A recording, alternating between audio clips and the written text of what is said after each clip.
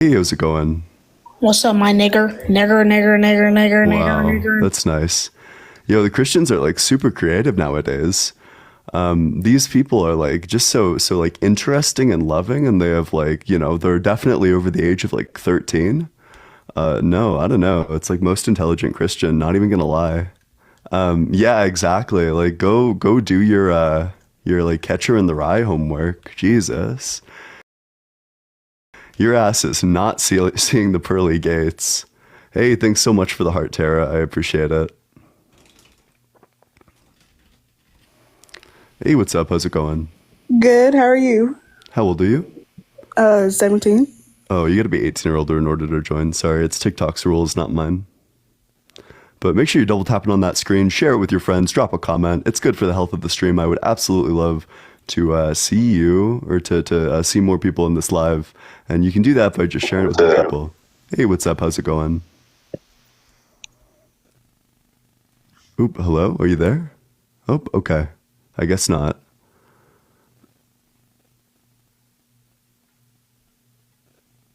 Hey, Hey, what's up? How's it going? can you hear me? I can. Can you hear me? You sound kind of far. Hey, quick question. Yesterday I saw you. What makes you say that God isn't real? Yeah, so the same thing that makes me say God isn't real today. I think that there's like a number of contradictions between the properties of God and our reality, and just like the By the properties in and of properties of God, themselves. can you expand on that, please? Yeah, so typically God is regarded as having omni properties, being omniscient, omnipotent, being omnibenevolent. I'm not sure how a God who is like unchangeable and Changes. He's the yeah, omnipotent. He never changes. yeah, And also, that's what I where do just you? said. Yeah, correct. So where Yeah. do you leave all this evidence from over 2,000 years evidence? Where do you leave that?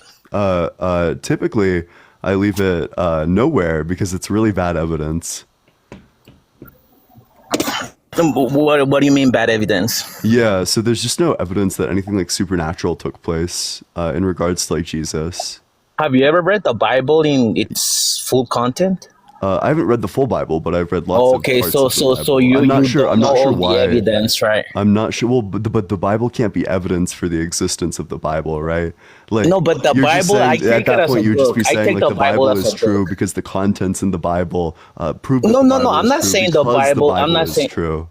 Sorry, I'm So not saying the Bible is entirely truth. I take that as a Bible as a book that was written by men. Maybe they were inspired by God, right? But all these prove, right? I was, at a time in my life, I was where you are at this moment. God is not real. If it was real, but how come this is just he preaching. lets Do you all have these bad this things is just preaching. happen? Do you have a real argument? Well, what do you mean a real argument? All Yeah, the so evidence can of you give me like 2,000 a can years you give of me like an evidence argument to for prove why that God God is is real? real. Can you give me an Yeah, argument for that's all why the God is evidence that I real? have. Yeah, so what is 2,000 the years. evidence? Let's go through the evidence. What do you mean? What more evidence do you have that you know what many people for 2,000 I'm years asking you what the evidence is, but if you want to that just go God is based on real? the That age of the we are religion, then that would here. leave you as a Hindu or as like a Hellenist. There's lots of religions that are older than Christianity. Oh, name one. Yeah, Hellenism, Hinduism, Buddhism, Judaism. Oh man, that just show all your knowledge. The Buddhists, the Muslim, they take that out of the actual Bible. The Well, Christians or the Buddhism existed quite a long time before Christianity existed. So I'm not too sure what your point is. No, no, no, no, no. My point is that I do believe in God, right? Not Yeah. because I never seen him. I know what he's capable of doing. You get me? No, I'm trying Yeah, to wait, but I'm understand trying why you to say I'm just God is looking not for an real. argument. I'm looking for you to give an argument for why God is real at all in the first place. How could he not be real? Look at the creations. You think Mm-hmm. everything happens so perfectly in the world because, everything happened? No, there's a creator, and I that's think the world God. is far from perfect. For example, if God is all good, why would we have earthquakes or why would we have most of the earth covered in water, salt water, which we can't drink? Why would we have the sun that emits UV rays, which gives people skin cancer? There's lots of things in our world that are just a far cry from perfect.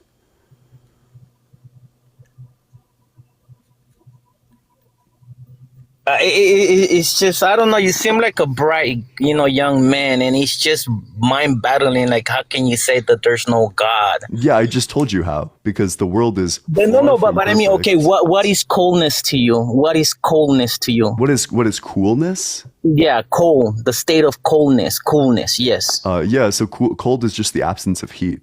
Okay, and what is that? What is dark? Dark is just the absence of light. Okay, see, when evil things happen, when the mind, when evil people think, evil people, do their bad things, it's the absence of God in their hearts. Gotcha. So what about earthquakes? Is Those are earthquake just natural like the disasters. absence Like of when you God? eat, you're supposed not to poop. Can You think I all your finish a food is gonna sentence? stay there? Please, can I finish a sentence? Sure, go ahead. So, are earthquakes in their heart just like an absence of God? Are the tectonic No, plates I'm just just lacking saying. God? No, oh, absolutely not. When you eat something, right? You eat something to, I guess, energize your body or put some nutrients in your body. Do you expect all the food to stay in there? No, you gotta go to the restroom, taking all the dirt out of your system, and your system takes whatever it needs. The same thing with the earth. Remember, the world's a living being. Nature's a living being. Of course, it's gonna get rid of the things that it doesn't like. So nature doesn't like Indonesian people? No, well, why are you saying Indonesian? Now you're just Yeah, because no. in Those are natural 2004 there was a disasters massive that earthquake that took the happen. lives of 224,000 Indonesian people. That's why I'm talking about Indonesia. So if No, we're the earth talking about doesn't, God. I thought we I were don't know. I talking feel like about this, the like existence of the God. statement you just said marks like Indonesian people as like disposable or whatever. Like everyone No, who's been you're unalived by an talking about earthquake is Indonesian people. I'm like the talking human overall. equivalent of waste in your analogy. Well, good luck, and I will pray for you. Good luck in your quest for God, and All right. God bless Well, I you and your appreciate you family. coming on up here. Make sure you're double tapping on that screen, share it with your friends, drop a comment, drop a follow, do all of that stuff. Good for the health of the stream. Consider joining the Discord if you're 18 or older. Talk about politics, religion, philosophy, really whatever you want to talk about. I also notify every single person every single time that I'm live, so you'll never miss a live because you'll always be notified. And with that, we will go to the next guest.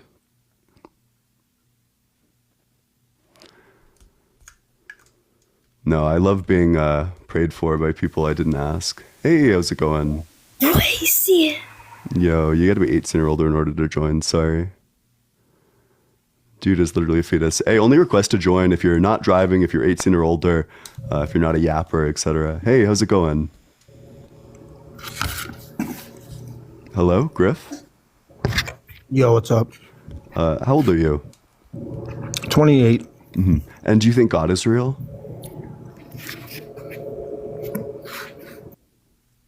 Okay. Well, I'll see you later, Griff 28. Are you in your 20s? Yeah, I am. I'm 23. Hey, how's it going? Hello? You gotta be 18 or older, sorry. Well, I am. No, you're not. That's cap. Like, you understand, like, everyone can tell when you're just, like doing a voice. Hey, how's it going? What's up? Hey, how old are you? I'm 21. And do you think God is real? Yeah, man. So, which religion do you believe in? I don't know, man. You don't know? You don't know what religion you are? Nah. Okay. Well, probably gonna move on to someone who does, but I appreciate you coming on up here. Sorry, gang, it's taken a while to find guests. They're not very I just gotta find real people. Hey, what's up? How's it going? Hey, what's up, man? How you doing? Doing good. How old are you? 35. And do you think God is real? Yeah, I believe so. Yeah, and what religion are you? So I was raised Catholic, and then I started believing more in Mother Nature, being God. Okay, so do you have like a religion though? Well, yeah, I believe like Mother Nature is God. And Yeah, I I'm believe that's- I'm not really interested in this. Only request to join if you have like a specific religion. I'm not really interested in like God as nature or like a debate about pantheism. To me, like that's just super boring.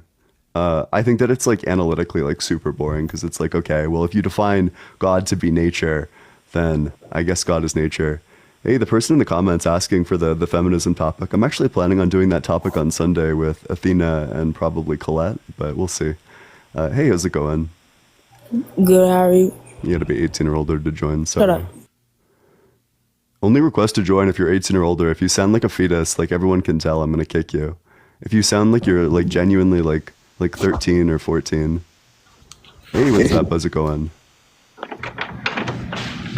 Hey, how are you? How's it? What are you doing?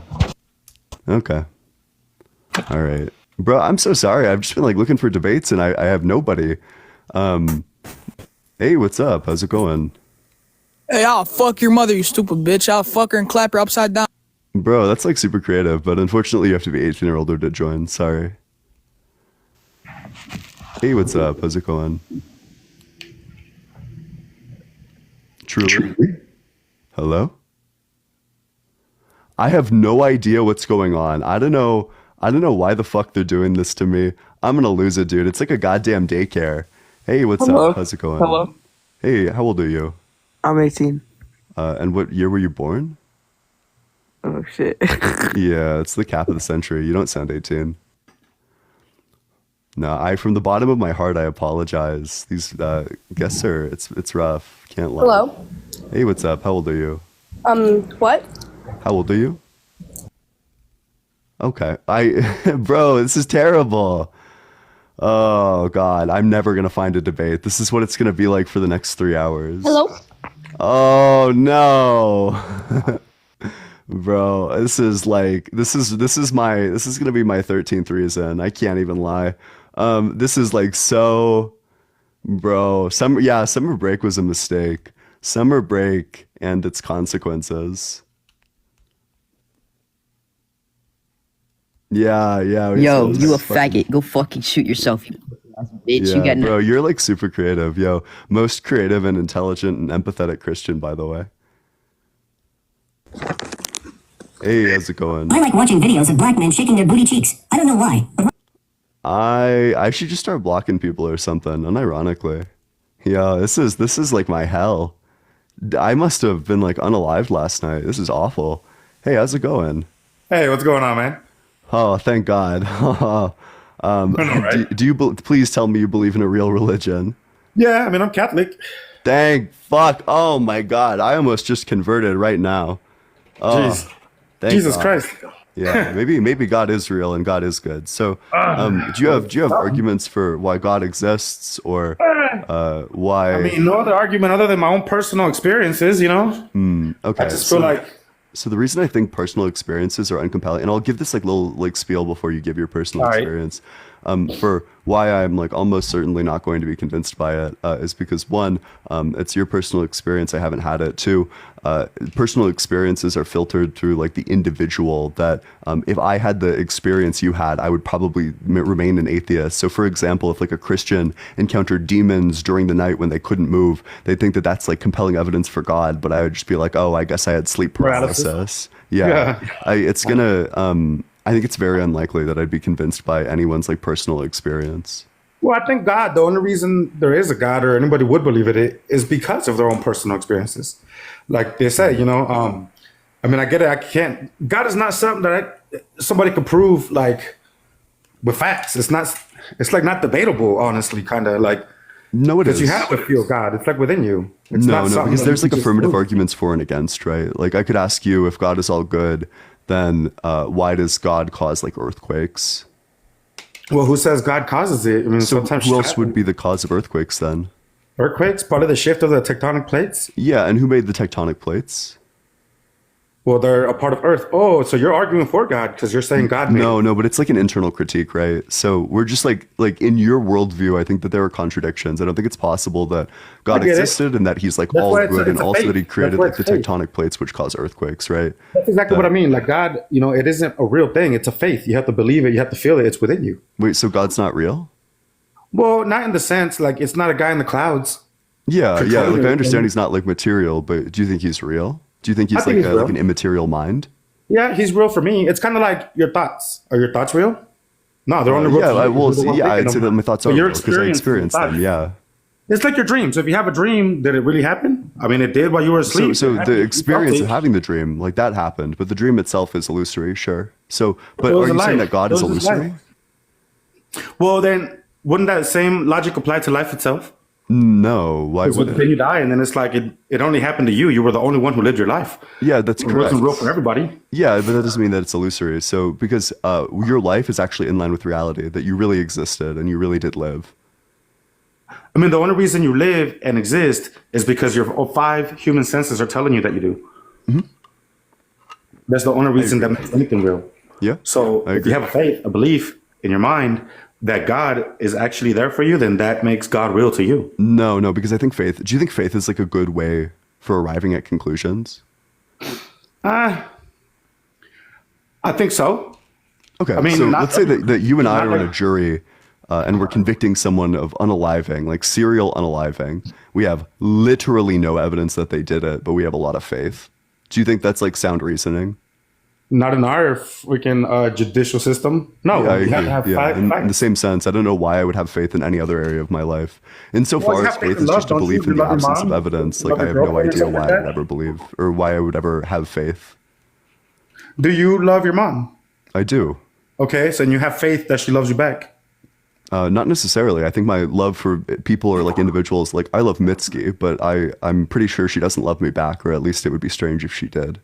But I mean, love is not something you can materialize or prove. Love is Yeah, only a yeah, but feeling. like, so my love is not contingent on the other, like the other No, person. loving yeah, I me get that, back. I get that. But I'm saying the fact that love is real because you said that you love somebody, so it's real to you because you Yeah, feel it. yeah, You because have faith so in it's love. real because I experience it. It's like Okay, there you go. tautological.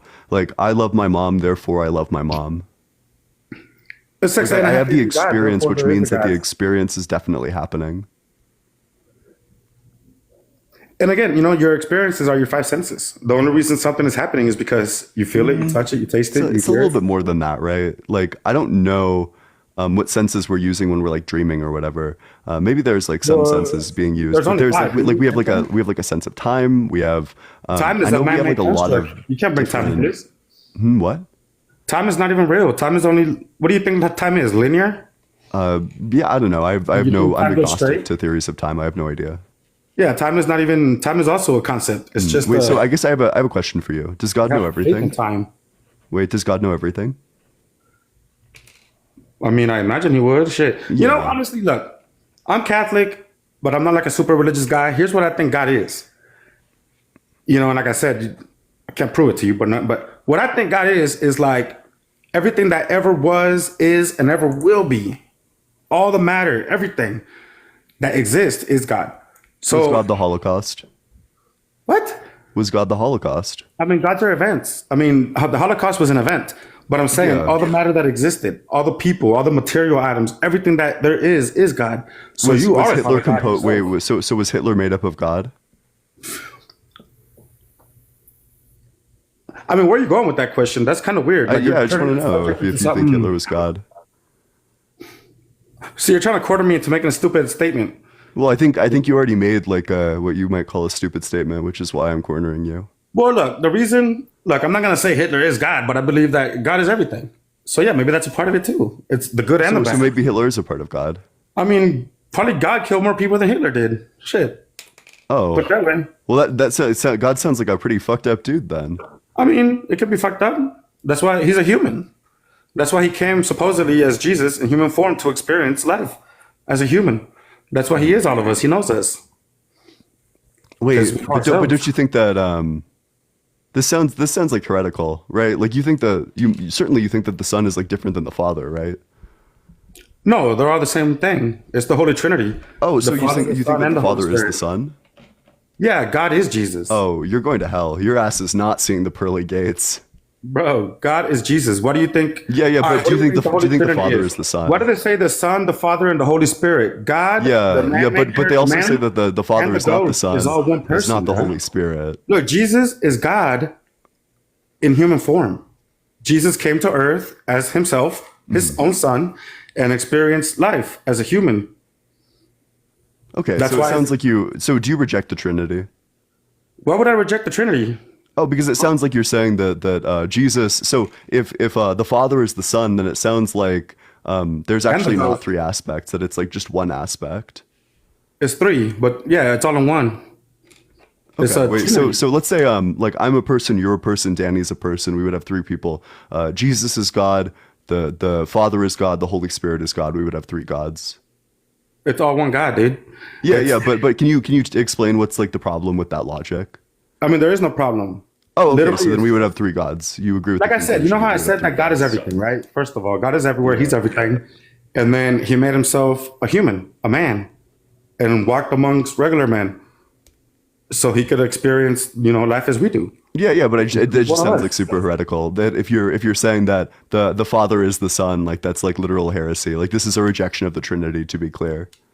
That's not a rejected. Nah, man. It's the Holy Trinity is one thing, dog. All three of them. But you think that the Father is the Son and the Father is the Holy Yeah, I think Spirit, they're all right? one. They're all the thing. It's not like a father, like a dad. It's like it's a being. Well, I mean, as long as you. So, do you think that like every church? You said you were Catholic. Yeah. Oh yeah, you're not seeing the pearly gates. Not with beliefs like I that. was raised Catholic, so I'm definitely not religious. Yeah. Well, I'm probably gonna move on to the next guest, but I appreciate you coming on up here. Make sure you're double tapping on that screen. Let's get to 20K likes. Share it with your friends. Looking for someone who perhaps understands the religion a little bit better. But keep on double tapping on that screen. Drop a follow if you're enjoying the debate so far. And with that, we'll go to the next guest. Hey, what's up? How's it going? Get your nasty neck ass up, bitch. That's what your grandma dead, nigga. Okay, that's nice. Unfortunately, again, you got to be 18 or older in order to join. Don't request to join if you're not 18 or older. It's like very obvious. Hey, what's up? Oh, wait, I don't know why I said, hey, what's up? Guest hasn't even joined yet. I'm loopy. Leave me alone. Don't bully me.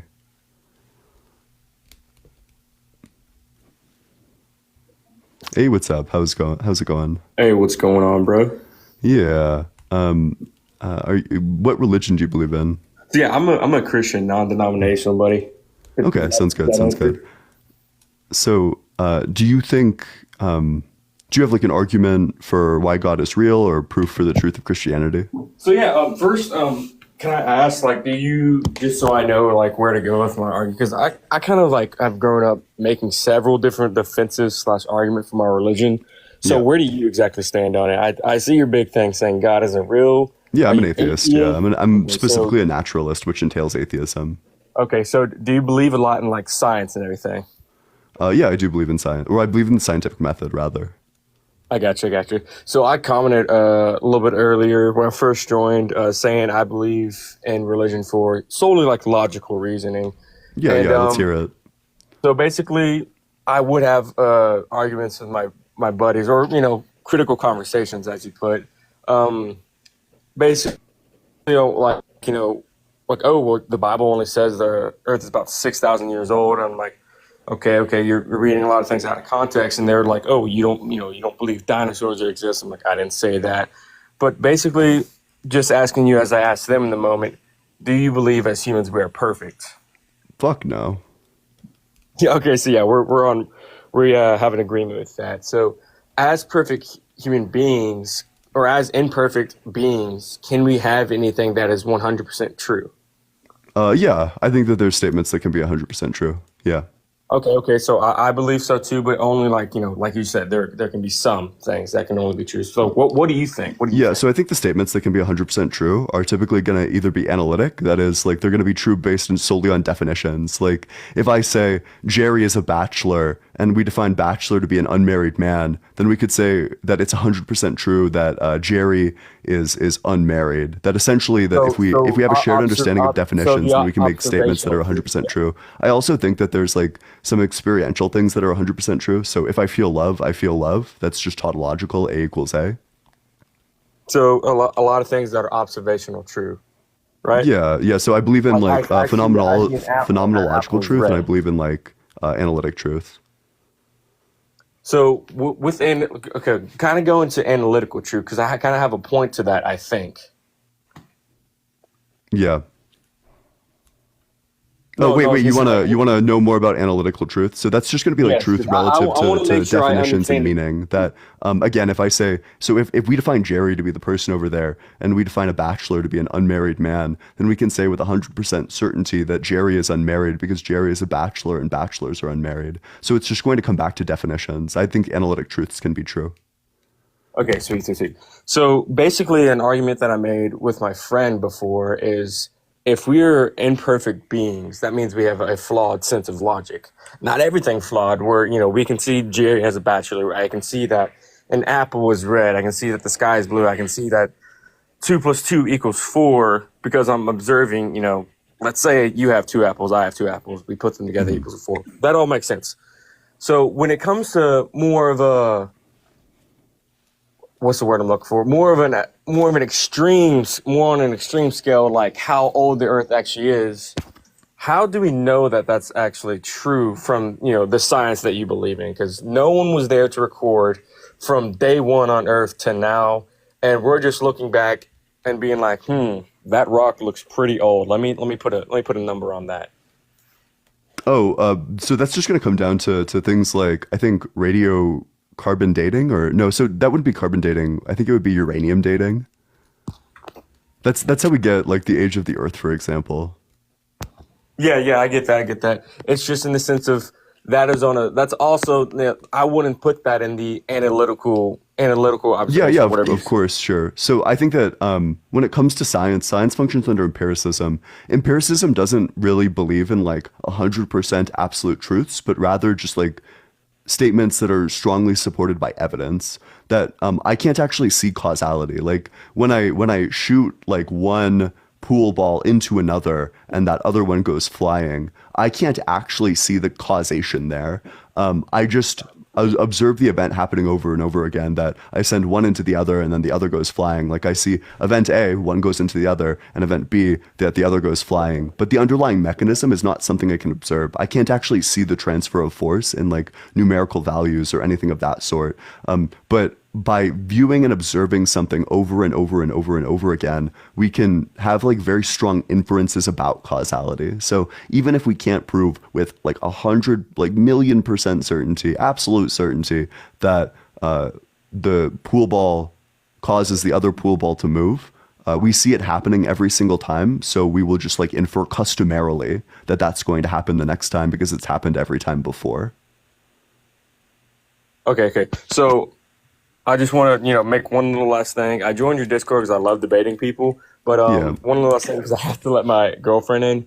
Basically, my whole point about how are we to believe science if we're also to believe that people are imperfect because we have flawed logic? Why are we supposed to be believing scientists who are basing their quote unquote factual information that is founded by their flawed logic? That is kind of the point that I So the logic itself is not flawed. The scientific method is really sound because although an individual scientific experiment or like an individual observation can be like wrong or flawed or whatever, the scientific method functions by doing the thing over and over and over again. So until you weed out like the bad or the negative results, right? That there's like some studies, or like if you look at very specific things, it would say that like maybe climate change isn't happening. But if you look at the totality of data, the totality of evidence, the evidence overwhelmingly is that like climate change is happening. We repeat the scientific method enough until we root out the bad conclusions, like the bad individual points of data. It's a really good method. Oh, wait. Oh, he left. Well, that's fine.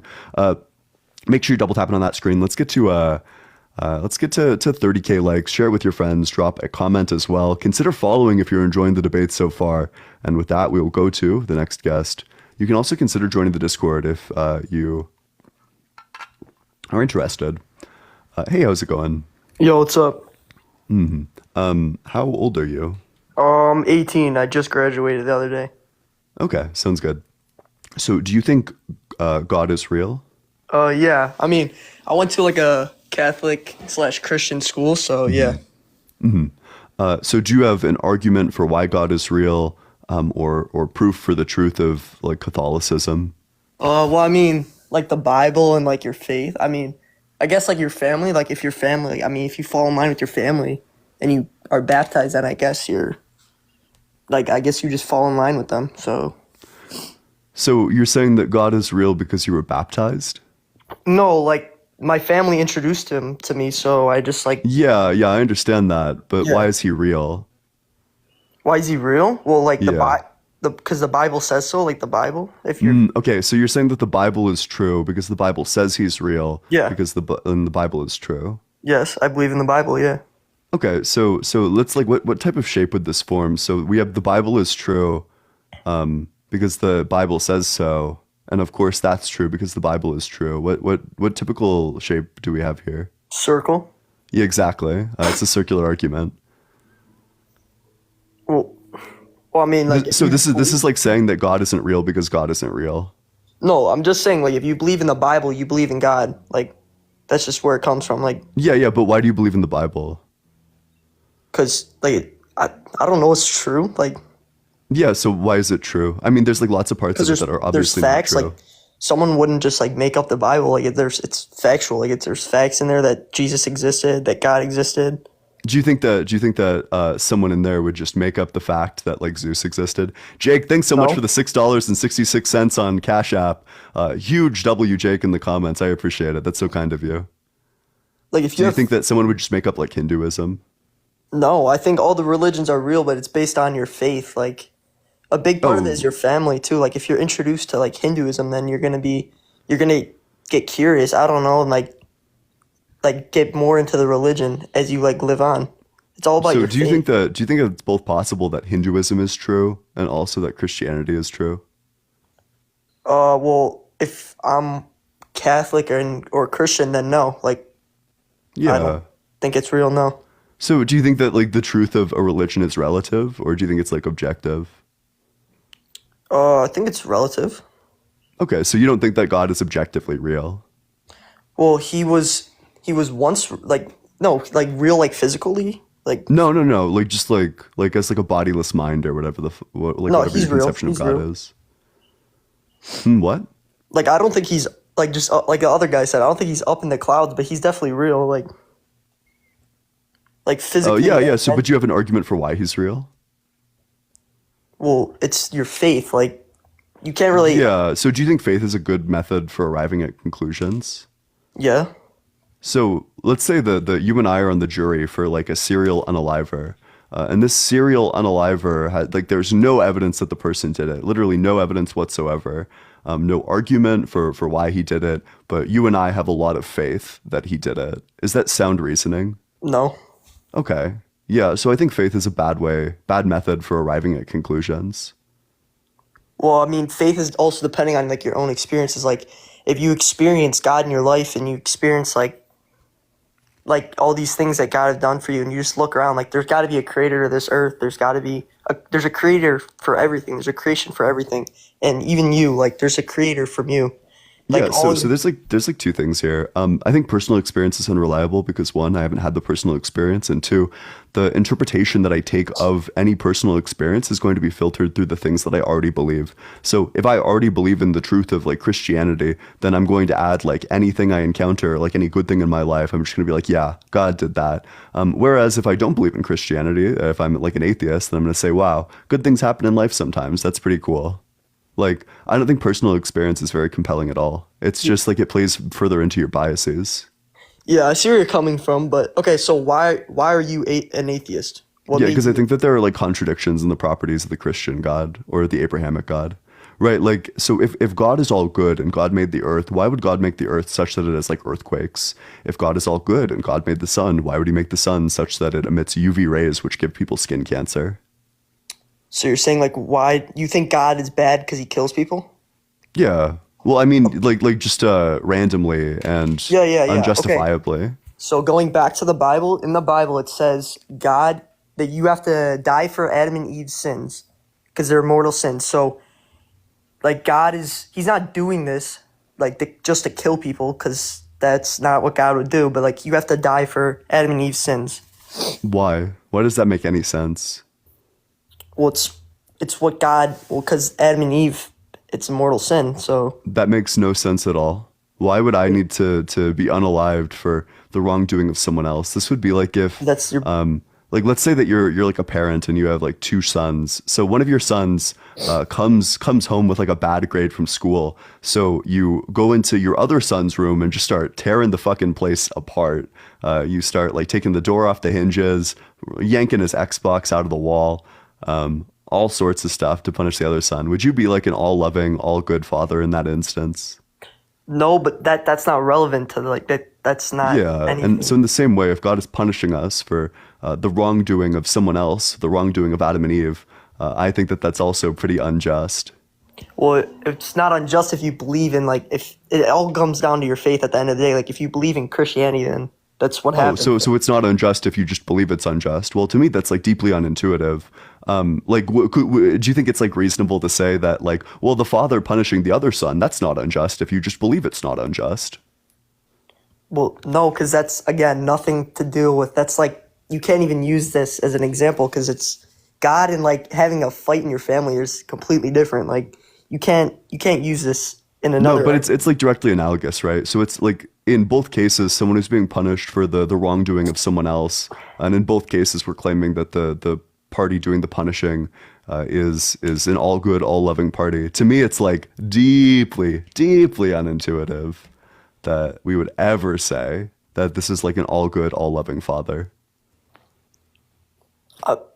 Like I mean, yeah, I guess, but like it comes down to your faith. Like you can't substitute arguments about like whatever you're saying about the family. Like you can't do that. It's just your faith. Why not? It's an analogy. I know it's an analogy, but you can't relate it to God. You can't if you believe in God, you cannot relate it to God. You can't relate it anything. You can't relate it to God. Like you just can't relate that analogy to God. Okay, wait. So I guess like, what's your account? Why would God make earthquakes? Why would God make earthquakes? Yeah, why would he do that? Well, I don't think he makes the earthquakes, but I think he caused like the reason why people die is because we have to suffer for Adam and Eve's sins. Oh wait, that's right. I forgot that you gave that account for sure. Yeah. Well, to me that just sounds like nonsense. But you agree that God is like the ultimately the cause of earthquakes. Yeah. Okay, so if God does something, is it good? If God does something, is it good? Yeah. Not necessarily, but I think it's right. Oh, okay. Well, I'm talking about like a moral good. Like, is it morally good if God does something? Yeah. Okay. So, are earthquakes morally good? They're not. I mean, yeah, if that's what God wants, then yes. Thanks so much for the cap. I appreciate it. But doesn't that sound like deeply unintuitive? Like perhaps a little bit psychotic to say that? Like, so in 2004 No. in Indonesia, there was an earthquake that took the lives of 224,000 people. Like, don't you think that those people didn't really deserve it? Like, these are families, people like you and your family who are like viciously taken by an earthquake for no reason at all. If that's God's plan, do you plan, actually think that they deserved it? If that's God's plan, then yes. So you think that those people deserved it? If that's God's plan, then yes. Did the babies deserve it? If that's God's plan, then yes. Okay, I think that's pretty psychotic. I mean, that's just the reductio, I guess. No, it's not psychotic. It's just God. If God has a plan for everyone, God has a plan for every single thing. Mm-hmm. If that's what God's plan is for you, then yes. All right, I'm probably going to move on to the next guest, but I do appreciate you coming on up here. Make sure you're double tapping on that screen. Again, I think that's like pretty crazy, but perhaps people don't deserve to be unalived by earthquakes. Thanks so much for the pinch face, Fetus. I appreciate it. Sorry if I'm not shutting out your gifts. I appreciate it. I see your gifts. I just get like really into the conversations. Consider dropping a follow as well if you're enjoying the debates, and join the Discord if you're 18 or older. It's a great place. We talk about politics, religion, philosophy, genuinely and truly, whatever you want to talk about. I also notify everyone every single time that I'm live, so you'll never miss a live because you will always be notified. And with that, we'll go to the next guest. Hey, what's up? Hello? How's it going? Can you hear me? Yeah, how old are you? I'm 15, but I just have some questions. Oh, you gotta be 18 or older. Sorry, it's TikTok's rules.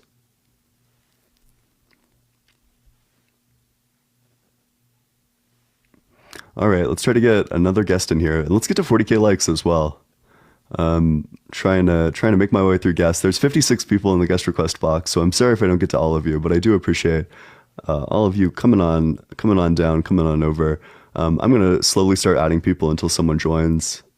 And then I will get rid of the rest of them. But we'll see. Yeah, if you're requesting to join, be ready to join, by the way. All right.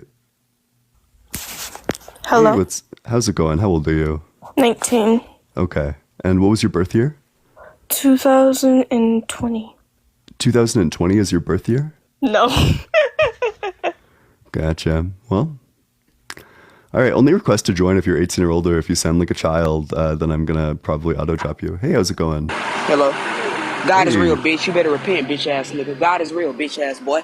Oh, You that's better good. fucking repent. Yeah, I love appeals to dogma. Very convincing. Wow. Is anyone else feeling convinced by that last guest? Like swearing at you and demanding that you repent? I'm feeling I repent after that one. Wow, these people are like truly like rhetorical masters, like rhetoric gods, truly. Oh, sorry, Hello? Josh. I apologize. Hey, what's up, Present? How's it going? What's up? What's good? Hey, how old are you? I'm 30. And do you think God is real? Of course. So what religion are you? Christianity, your favorite one. So, would you have an argument for why God is real or proof for the existence of God? It's life itself, man. I mean, Yeah, sure. Yeah. So why could life not just come from a natural process? so just define natural process, you think? Yeah, so we like something that's not supernatural. So something where we don't need to appeal to like magic. We can just appeal to like laws of physics or whatever, that this came about via these laws of physics. We don't have to be like, yeah, and then God like just like waved his hands and poofed everything into existence, right? Things that are natural and not supernatural. So why do we need to assume that life came from something supernatural? Why can't we just assume that it's something natural? You can't even get to your point of your concept without like accepting the supernatural. Like it No, doesn't. I'm a naturalist though. I don't accept anything supernatural. It's not even about what you accept, it's about the reality that you're actually living in. The facts is that something supernatural relative to facts of what you can prove is greater than us, because you can't prove eternity, right? No matter what you're talking about, science, religion, or this, that, and the third, like you're gonna reach that crossroad of something always existed. And you Yeah. So can you like prove to me that that something is supernatural? yeah, it's supernatural by virtue of the contrary, the opposite. You can't tell me anything that doesn't die or does not. You can't point to anything that actually supersedes the contrary in this reality. So Yeah. So in this reality, I can just say that like we came from the singularity, and that the singularity existed eternally. In the same way that if I asked you where God came from, you'd probably tell me that God existed eternally. yeah, you're gonna have to prove that. Well, yeah, and you're gonna have to prove that God existed eternally. No, more so I am, because you're using logic, and this is where you lose. Oh, I'm not. lose for using logic? No, Do you think that actually- statement makes your position sound good? No, it actually does, because you're using logic to disprove something that is outside of your understanding. Oh, you don't want to make that argument, trust me. Yes, because then you have to answer like genuinely all of the nonsense questions. So I guess I'd ask you, like, could God like self-unalive? Could he make himself no longer exist? He could. Yeah, and would that be like a perfect thing for him to do? Would that be a perfect thing for him to do? No, it's an easy question. Yeah. So does God always do the most perfect thing? Sometimes. I don't know why does that. Why, So why- when does God do like non-perfect things? whenever he chooses to. He's not a robot. Jay, thanks so much for the $1. I appreciate it. So he does that whenever he Joe Cap, thanks so much for the subscription. I appreciate it. So do you think God could make like a rock that's so heavy he can't lift it? That's a silly argument, but if he wanted to, yeah, he could. Yeah, so then could God lift the rock that's so heavy he can't lift it? He can make it, then he can not make it heavy. Yeah, No, but could he like not make it not too heavy for him to lift? Could he make it too heavy for him to lift, and without changing the rock at all, could he then lift it? That's a contradiction. Yeah, it is. But if God exists outside of logic, then you can't appeal to contradictions. Yeah, okay, so I can appeal to this, and I can say yes, he can do that, and then that still doesn't mean anything. Oh, so God can make a rock that's so heavy he can't lift it, and then he can lift the rock that's so heavy he can't lift it. And then he can lift the rock that he's so heavy that he can't lift. Your question itself is just Yeah, so it's nonsense, because that's the outcome of when you affirm that God exists outside of logic.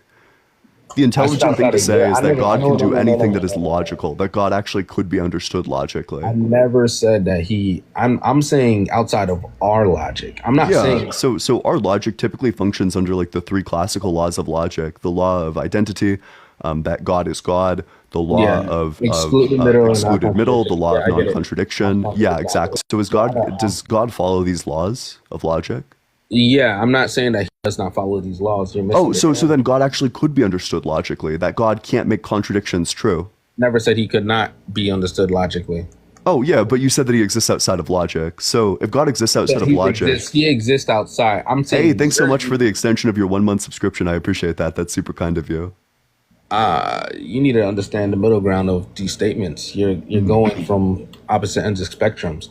I'm saying we do not know everything. He is all knowing. But there should be no contradiction in God. There's no contradiction. Okay, so if God is all good, why would he make the earth such that there are earthquakes? You're skipping. Can I answer the previous question? Or sure. I mean, go for it. But I'm just like trying to indicate contradictions. Yeah, I can touch on that. But when I say you're using logic, you are limited. I am limited. I'm not saying God is illogical or God doesn't use logic. I'm just saying that we are primitive in the things that we do know. So the facts that I'm pretty sure there's 100% a way to prove God. That doesn't mean that we know how to do that right now, ever, or maybe will. That just means that today, 2024, that we do not understand how to prove it. That does not mean that he doesn't understand that doesn't mean he doesn't understand himself.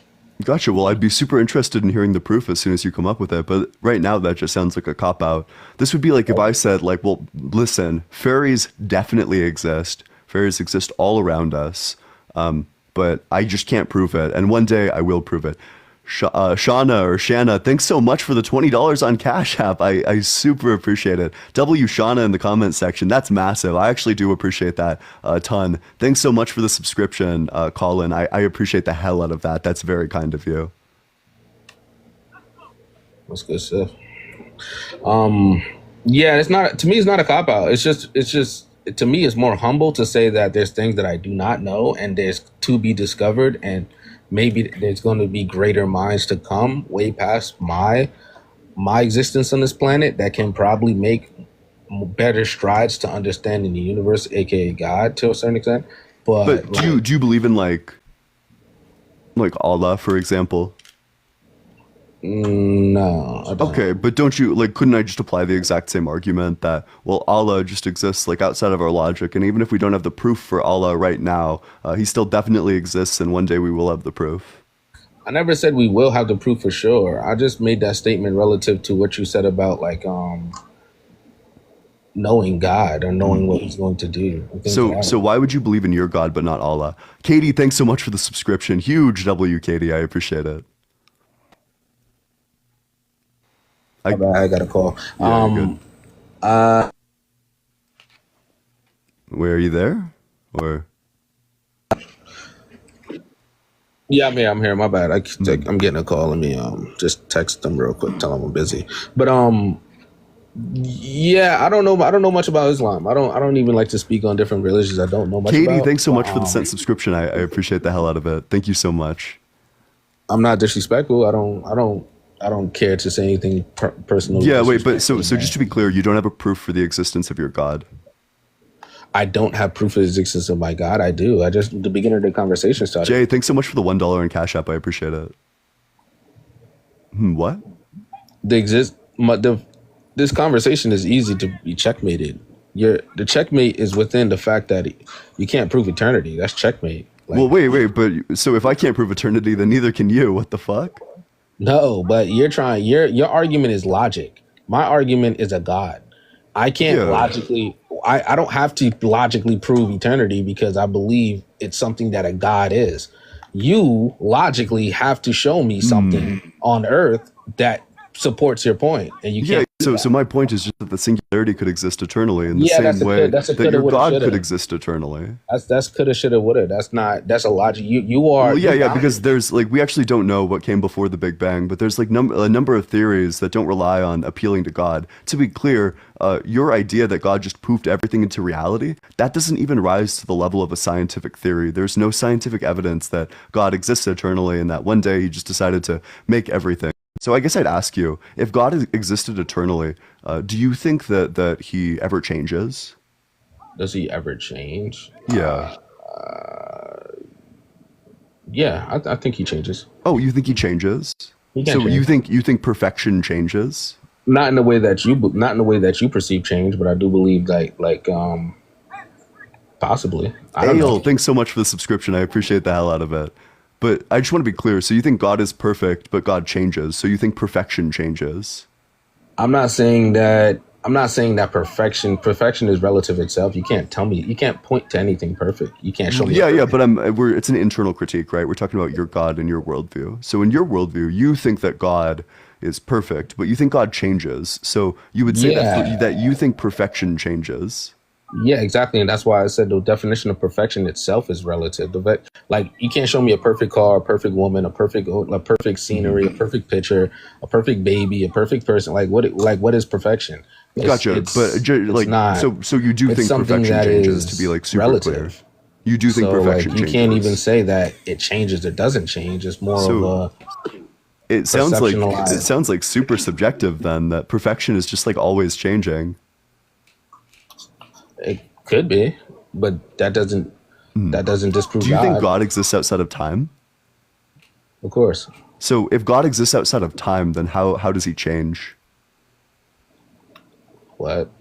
So change requires time. In order to change, like, it wouldn't be a change if it all happened at the same moment, right?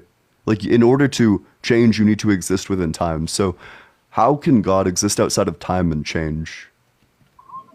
You're thinking like a human once again. Well, this is just a cop out, though. It sounds like you have no account of this.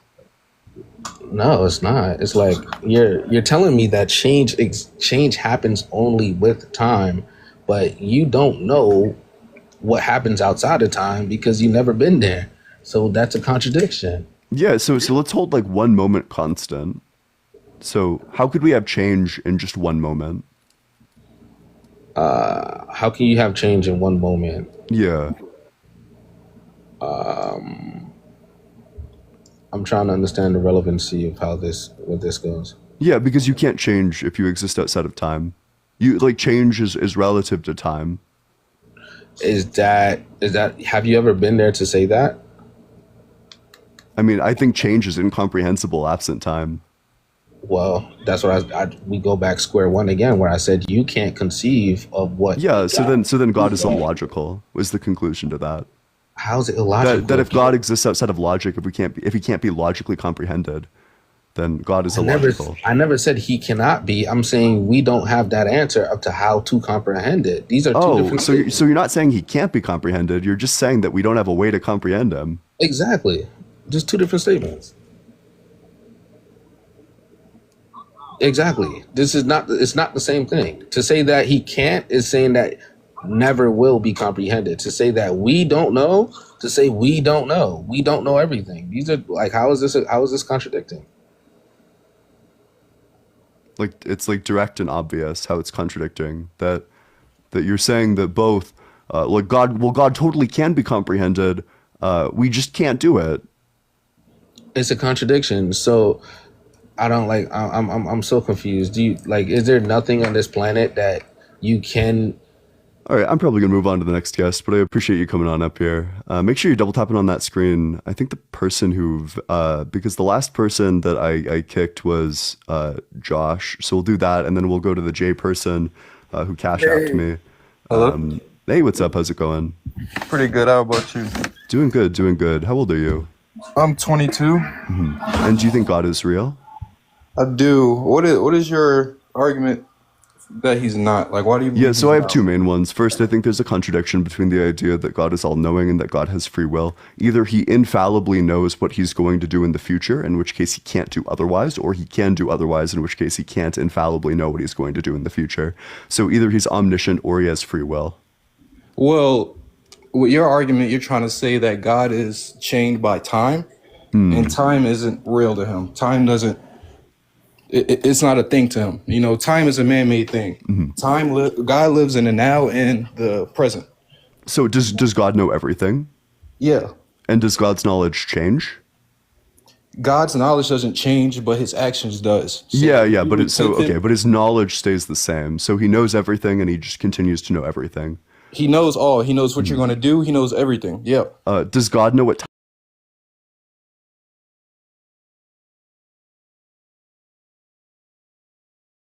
I guess, yeah. God Okay, knows all. so right now, what time would God know it to be? All right, so like I'm saying, you're trying to minimalize what God can Wait, do. and what that's God you're not is. answering the question. Right now, You're not what trying time to let me what time speak. would God know it to be right now? You're not trying to let me speak. God is everywhere at the same time. But you're not I'm not letting you speak because you're not answering the question. So right am now, trying what to answer time the would God question. know it to be? The answers God that is you can everywhere give, the at answers one that you can time. give The are going to time just be in the doesn't- form of like a time, right? So- God isn't chained by time. Yeah, but I'm just You're asking trying you. to So if describe God it isn't as if changed by God time, if he doesn't was- exist in time, then how does he know what time it is? God isn't limited by the humans, by what we're limited as. God is a different being. Oh, God you is don't want to outside of do time. that. You don't want to run the. Do you think God I isn't do. limited by logic? God is not limited by God. Okay, created so could God everything make a by rock hand. that's so heavy Everything he that you can't can lift see it? is made by hand. Could God make a The rock so fact that heavy that he is a can't thing, lift it? every creation needs a creator. Could do not God just make a exist. rock? Could God make a rock so heavy he can't lift it? Yes. Okay, and then could God lift the rock that's so heavy he can't lift it? Yes, God can do everything. Okay, so is the rock too heavy for God to lift? If God makes it that at that point, then yes. Whatever God says so is. so you're saying that God can lift the rock that's so heavy he can't lift it? If God wants everyone to see that a rock is very heavy and that nobody else can lift it, then he goes, I am God. Let me show you that I can No, lift but it. so the He rock is lifts it. specifically too God can heavy. do that. The rock is too heavy for God to lift. If he wanted y'all to think that, then yes, God can make whatever God wants No. to be. I will want be. like a rock that he knows is too heavy for him to lift. A Whatever rock that he God thinks wants is too to heavy be for him will to be. lift. You're thinking very naively. You have to open your mouth. Wait, just God engage with the isn't argument. stuck. Wait, you've been preaching a whole lot, doing a lot of preaching, not doing a lot of answering. So you I think am God answering. can make a You're- rock you're- that's so heavy he can't lift it, and then God could lift the rock that's so heavy he can't lift it? You're saying this as if he didn't have hundreds and thousands of witnesses to this.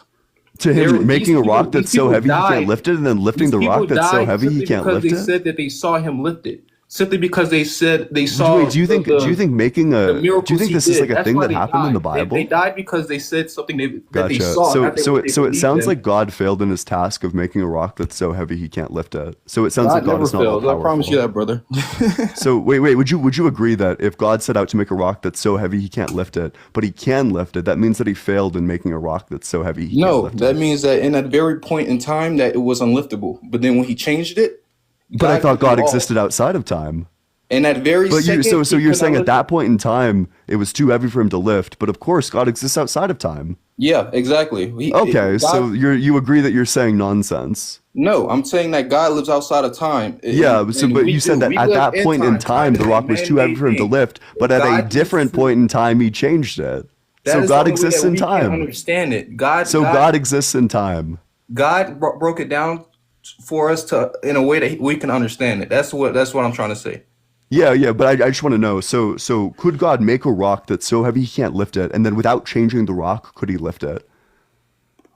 Why is this rock the only? Why aren't you engaging I'm with it? repeating myself, and that's making no Why sense. aren't you engaging with it? So without changing the rock, could he lift it? Like I said, God, if God says, whatever God says, that's what it is.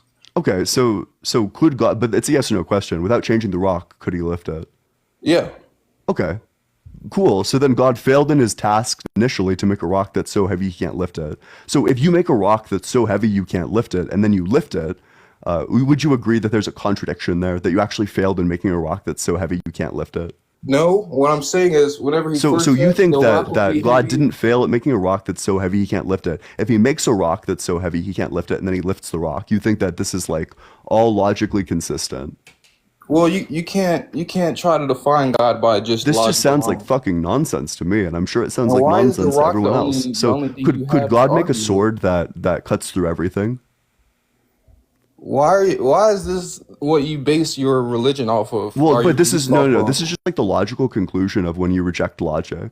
So you don't believe God is real simply because he can't quote unquote lift a rock, or because he lifted a rock that he said was heavy? No. So that's not why I personally don't believe God is real, because I think the more nuanced theists will have a good account of this. They'll say that God can do anything that's logically possible, which is like, that's like a totally fair account. Not gonna lie, like to just say that God is like omnipotent in the sense that omnipotence includes like anything that's logically possible. Like God can't make contradictions true. That's like a totally fine account.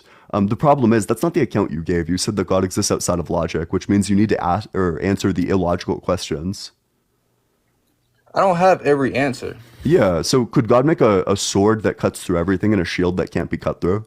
If God can create this entire universe, God can create whatever he wants. Yeah, so that's like your answer would be yes then. God can make a sword which cuts God through can everything and a create shield that anything. can't be cut through. So what would happen if I took the sword that cuts through everything and swung it at the shield that can't be cut through? Now you're saying what if? Now you're not being logical. Yeah, but it's You're like it's a basing your answers hypothetical, off of right? what So you if should now. just engage with the So now hypothetical instead of you running just from debunked it. what you're trying to say. Well, yeah, but it's a hypothetical, right? So you should just engage with the hypothetical. Okay. Because that means that it's possible for God to do nonsense. You're just trying to limit God off of the things humans can do. So do you agree that God is more illogical? powerful than a human. Do you Huh? agree that God is illogical? Can you repeat yourself? Do you agree that God is illogical? I believe God is bigger than humans. I believe God can do whatever he wants. Whatever That wasn't God the says, that's what question. will be. I'm pretty sure that wasn't the question I just asked you. The Because you're question not was just, really- is God illogical? Yes. So God is illogical. God is real. But is God illogical? We're not getting anywhere with you, brother. Yeah. But is God illogical? Next question. He doesn't want to answer. He doesn't want to answer the I've question. answered this already, He and I've said yes refuses to many answer the times. question. This I've is the answered it question many that made times, and you this just keep Christian going back break. to it. To Why be is- clear, it's just, is God illogical? I've answered this question already. Is that the only question you have? Well, wait, but so yes or no? Just like answer it again. Like I said, God can do what he wants, and But God. so it's like we're specifically looking for like a yes or no answer. Either yes, God is illogical, or no, God is not illogical. Let's go back to your rock thing. Wait. God says- Just answer the question. You're If trying to God pivot away. I'm says not going to let this you rock pivot from is this question. cannot So be either picked up. either yes, God is illogical, or no, God is not illogical. Is God illogical? Yes, God is logical, but if he wants to create, like, show miracles and break logic, say if make a blind person see, or let someone that can't walk, he can do that. Because he So you're doesn't saying, want- let me get this straight. So you're saying that God is logical. He's always logical, but then sometimes he's illogical. What I'm saying is God can do the. That's another yes or no question. You just need to answer these with like a yes You're or a not trying to no. let me answer. Well, but you need to whenever like give I a try yes to or a answer, no. you Like try to start your cut me answer off. with yes or no, and I'll let you answer. I swear to God, I will. So so the question again was just, is God? So you're saying that God is logical, but then sometimes he's illogical. If God has to do certain things that are illogical so that people can believe, that's what he would do. So God is logical, but sometimes he's illogical. What I'm saying is God is God. It's a yes God or no will do what he question, wants hey to do. dude. So And I'm God is answering it. logical, but God will sometimes do he's what he wants to illogical. do. No man can say what God is. God It's a is yes God. or no question. It's a yes or no question. my guy. I'm only man. I can't tell you what God is. Oh, is God God? God is God. Oh, Jesus so it is sounds God. like you can tell me what God is. So the question again was just, so you're saying God is logical, but sometimes God does things that are illogical. It's a yes Neither or no one question. of us can even begin to fathom the things that God can Wait, do. so if you don't answer this question, I'm just gonna move on to the next guest. It's a yes or no question. So you're saying God is logical, I've but answered sometimes it God many is times, illogical. yet you just go back to it because you can't accept the fact of what I'm saying. Yeah, because you're not answering the question is the I am. problem. It's a yes or no question. No, it's not. This is Yes, a it question is. that So needs either more to it. either Because yes, that it's is not what you're just a saying, simple or yes no, that or no is. question. So the answer is either yes, that is what you're saying, or no, that it's not what you're saying. No, I answered already. If God So has what was to, your answer, a yes if or a God no? has to break logic to show that things can be done, that's like a miracle. That's what He would do. But was your answer a yes or a no? I've already answered this question too many You times. haven't answered it with a yes or a no. It's a yes I'm or not no answering it question. again. Just say yes. You're just not listening. Just say yes then. I'm not answering it again. You haven't answered it in the first time. In the first place. I have many times. Yeah. So just to be clear, this is the question that Christians would refuse to answer. This is the exact question that this It's dude because broke we on. are humans. Was just and you're can't- saying you that can't God is begin to logical, fathom the but things that God is doing. sometimes You're God trying is to humanize illogical. God. God is not human. God is above us. God can do whatever He wants, and you cannot. Yeah, he's still it's another yes or no question. It's a yes or no question, and he's literally refusing to answer it. He's literally refusing to answer it. It's a yes or no question. I haven't heard a single yes or no. Okay, I accept your surrender, my dude. He ran, but make sure you're double tapping on that screen. Let's get to 60K likes. Share it with your friends. Drop a follow if you're enjoying the debate so far, so you'll never miss one in the future. Consider joining the Discord as well. Link in bio. It's a great place. We talk about politics, religion, philosophy, genuinely and truly, really whatever you want to talk about. It's a great place. So who's the J person who cash apped me? I'd be happy to bring this person up. All right. Otherwise, that's fine. I can't find him. All right, back to it. Make sure you're double tapping on that screen. 60K likes, here we come. Looking for some good debates, looking for some logical individuals. I prefer, be 18 or older. Don't be a yapper. Those are the stipulations. Hey, what's up? How's it going? Cruz? Are you Hey, what's there? going on? Yeah. Yeah. Can you hear me? Yep, I can hear you. What religion are you? I'm a Christian and I believe in the Trinity. Okay, so do you have an argument for why Christianity is true?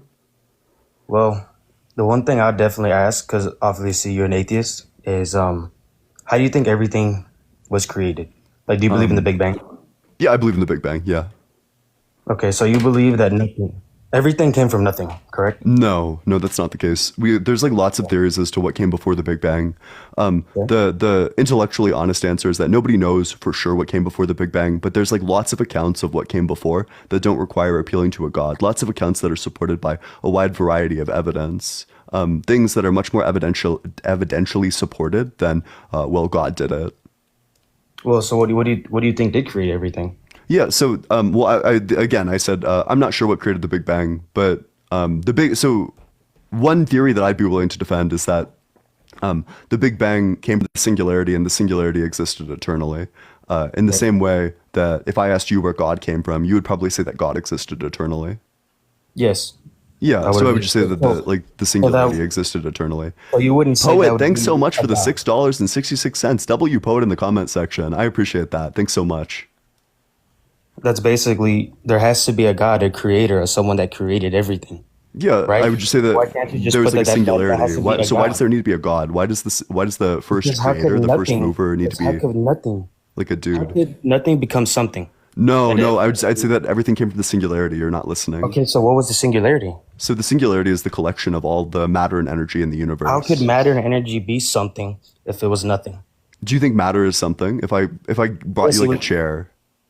Space, time, and matter all existed at one time by Yes. something. That Yeah, one I thing could just you say that said. they existed eternally. Okay, so what was that something that created it? No, but they existed Matter, space, eternally. and So time, what really? was the something that created God? No, God is eternal. You just Yeah, said yeah, perfect. So then the singularity is eternal. It's the exact same argument. Okay, It's so like- what's the singularity? This God. I've already explained this to you. So the singularity is the collection of all the matter and energy in the universe. How could any of that exist before God? What do you mean? In the same way that God existed. God existed. He's eternally. He is. Yeah. So it just existed eternally. That's what I'm saying. So then you're saying that God exists? No, I'm not. That's the exact opposite of what I'm saying. I'm saying that we don't need to rely on a God, but I can give the same explanation that you would give for God, and I can just apply it to the singularity. If you say that God exists eternally, then I can just say that the singularity existed eternally. God is the singularity. Oh no, but the singularity doesn't have like a mind or whatever. That's the difference. has a I don't need mind. to love the singularity. I don't need to worship the singularity. No, The but you have singularity to isn't like take an in the entity to fact be that worshipped, God right? Like created it's just everything. like It was a a collection creation. of It was a particles and creation. energy. No, sir, none of that existed. Yeah, God wait, so created all can you prove things. it? Can I prove it? No, it's that's the most Oh, common. so you just want to make a claim that you heaven. can't prove. All right, so do you have like a real argument?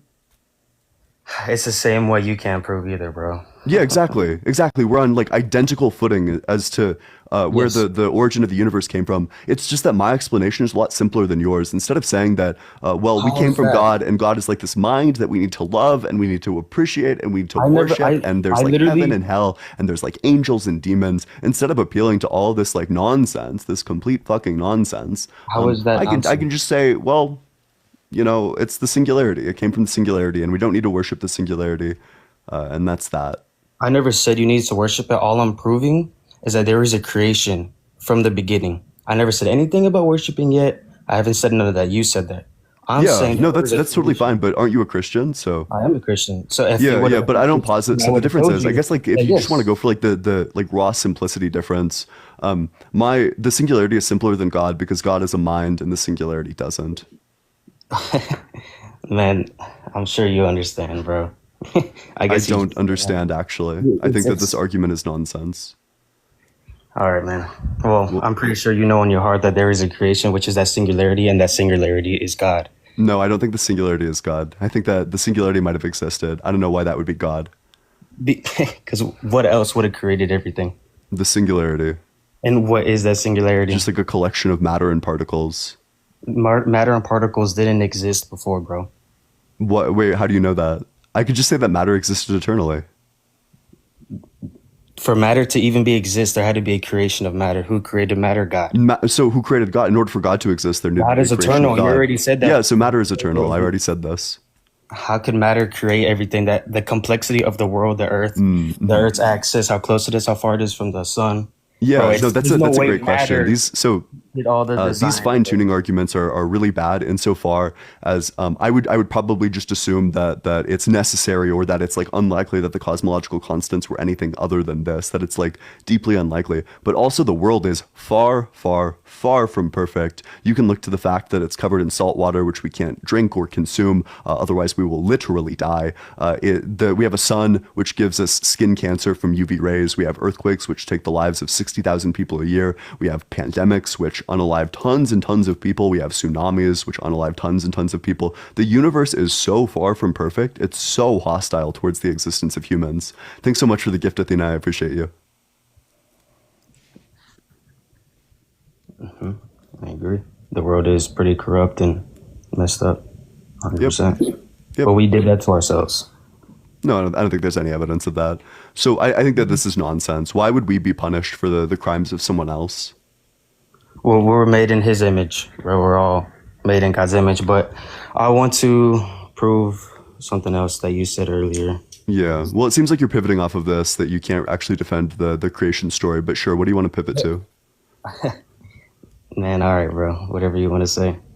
Well, one of the things is about the earthquake thing. Mm-hmm.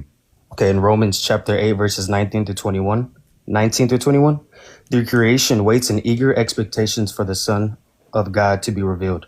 For the creation was subjected to frustration by its own choice, but by the will of those who subjugated it, and hoped that the creation itself would be liberated from its own bondage to decay and brought into the glorious freedom of the children of God. In other words, the reason there's earthquakes because all the evil, everything that's in this earth, bro, was because of us. We created that evil. Yeah. And So the reason who decided on it's earthquakes because of our specifically? own sins. The Who sins that decided we on created. earthquakes specifically? God created earthquakes, tsunamis, everything. He Oh, created so why everything. would he do that? Sounds like he's a sick fuck. Well, because we did it, the natural disasters of ourselves, we made it and allowed it to happen against us because of the sin that we created. Mm-hmm. All of And us. are you referring to the Adam and Eve story? Yes, Adam and Eve story, yes. Yeah. So why would God punish us for the crimes of someone else? So when like a kid is unalived by an earthquake in Indonesia, what the fuck did this kid do? Oh, I 100% agree. I think it sucks that a kid had to go through the wrath of God because of what we did to God. I think it is messed up, and I feel really bad, and I think that's terrible. But we did it to ourselves. God didn't want this for us. He never created us. He didn't create us with evil. We This chose sounds it. like victim blaming to me. But so what did the kid in Indonesia? Don't say we. It sounds like Hey, bro, Adam you and Eve see- did something, and then God is you see? punishing everybody else for that thing. We all choose to sin against God. We are all constantly choosing. Like you claiming that God isn't real is a sin, which is causing. Yeah, but I don't believe in sin God, too. so We it's all fine. sin. Like I don't care. You can call it sin if you want. I genuinely couldn't care less. That's like the least interesting sin that I do. I don't really care about sin. Like why would I?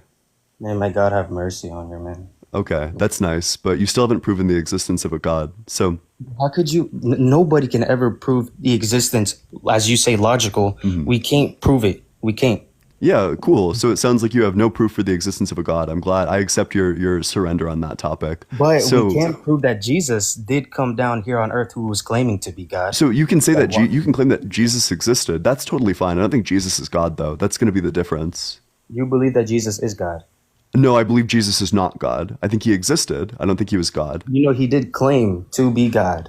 We have no like firsthand writing from Jesus. Yes, we so do. we have other people Yes, we claiming do. that he claimed to be God, which is fine. But Yes, we do. We All have of the documents, entire Bible is like highly manuscripts suspect. We have of no idea who the authors apostles, are. disciples walking with Jesus, saying that he claimed to be God. Yeah, wait, but I actually want to go back to the Adam and Eve story really quick. No, hold so on. Let's go to this. Why are you going? wait, over here? because we were already talking about the Adam and Eve story, and then you pivoted to this. I just want to stay on the Adam and Eve Because story. you brought up the question about it, saying that Jesus. You said we don't have exact. Yeah, because Jesus writing saying that he is God. you But pivoted there's to this people that were walking specifically, with and I'm Jesus' trying to disciples drag that you were back to saying the Adam and Eve he story is God. because that was your He did account for why multiple things earthquakes that he said happen. He was God. I'm Why not are you going to talking let you over me pivot and to not letting me this. speak and I'm show not you going to what let you Jesus pivot to said? this. I'm not going to let you pivot to yourself, this. brother. Brother, you brought it to I'm not going to let you yourself. pivot to this. So my You question for pivoted, you sir. is just going to be: do you think that incest was ever moral? Sir, you are pivoting to a whole Do other you thing. Let's no? stick to Because we were one already topic. talking about the Adam and Eve story, and then you pivoted And away. we You started went preaching here, and you let's started finish this proselytizing. conversation. You Why are started you preaching. avoiding? You Why are you started preaching, avoiding? and you started proselytizing, and now you're pivoting away. What you So I brought just this want to up. know: do you think that incest is ever moral? So you don't believe that Jesus claimed to be God? Wait, but this is like you're still trying to pivot. Like, dude, You just brought stick it with here. it. No, sir, you are pivoting, sir. We were talking about the Adam and Eve story. So here was the progression of the conversation, just for everybody watching. So it started with earthquakes. You said that earthquakes happened because of the Adam and Eve story. I said that this sounds like nonsense to me. And then you started preaching about how I need to repent and that I live in sin because of like all the sins that I do. And you're trying to pivot away to this like preaching when we were already talking about the Adam and Eve story. All right, bro. You want to go back there? You can go ahead. Yep. So do you think incest is ever moral? It's hard if you want to have debates and conversations with people. If you Yeah, want to, we can move on to whatever you want after. But do you think incest is ever moral? what is define incest? Yeah. So like sleeping with like a brother sleeping and having children with his sister. Oh yeah, that's wrong, bro.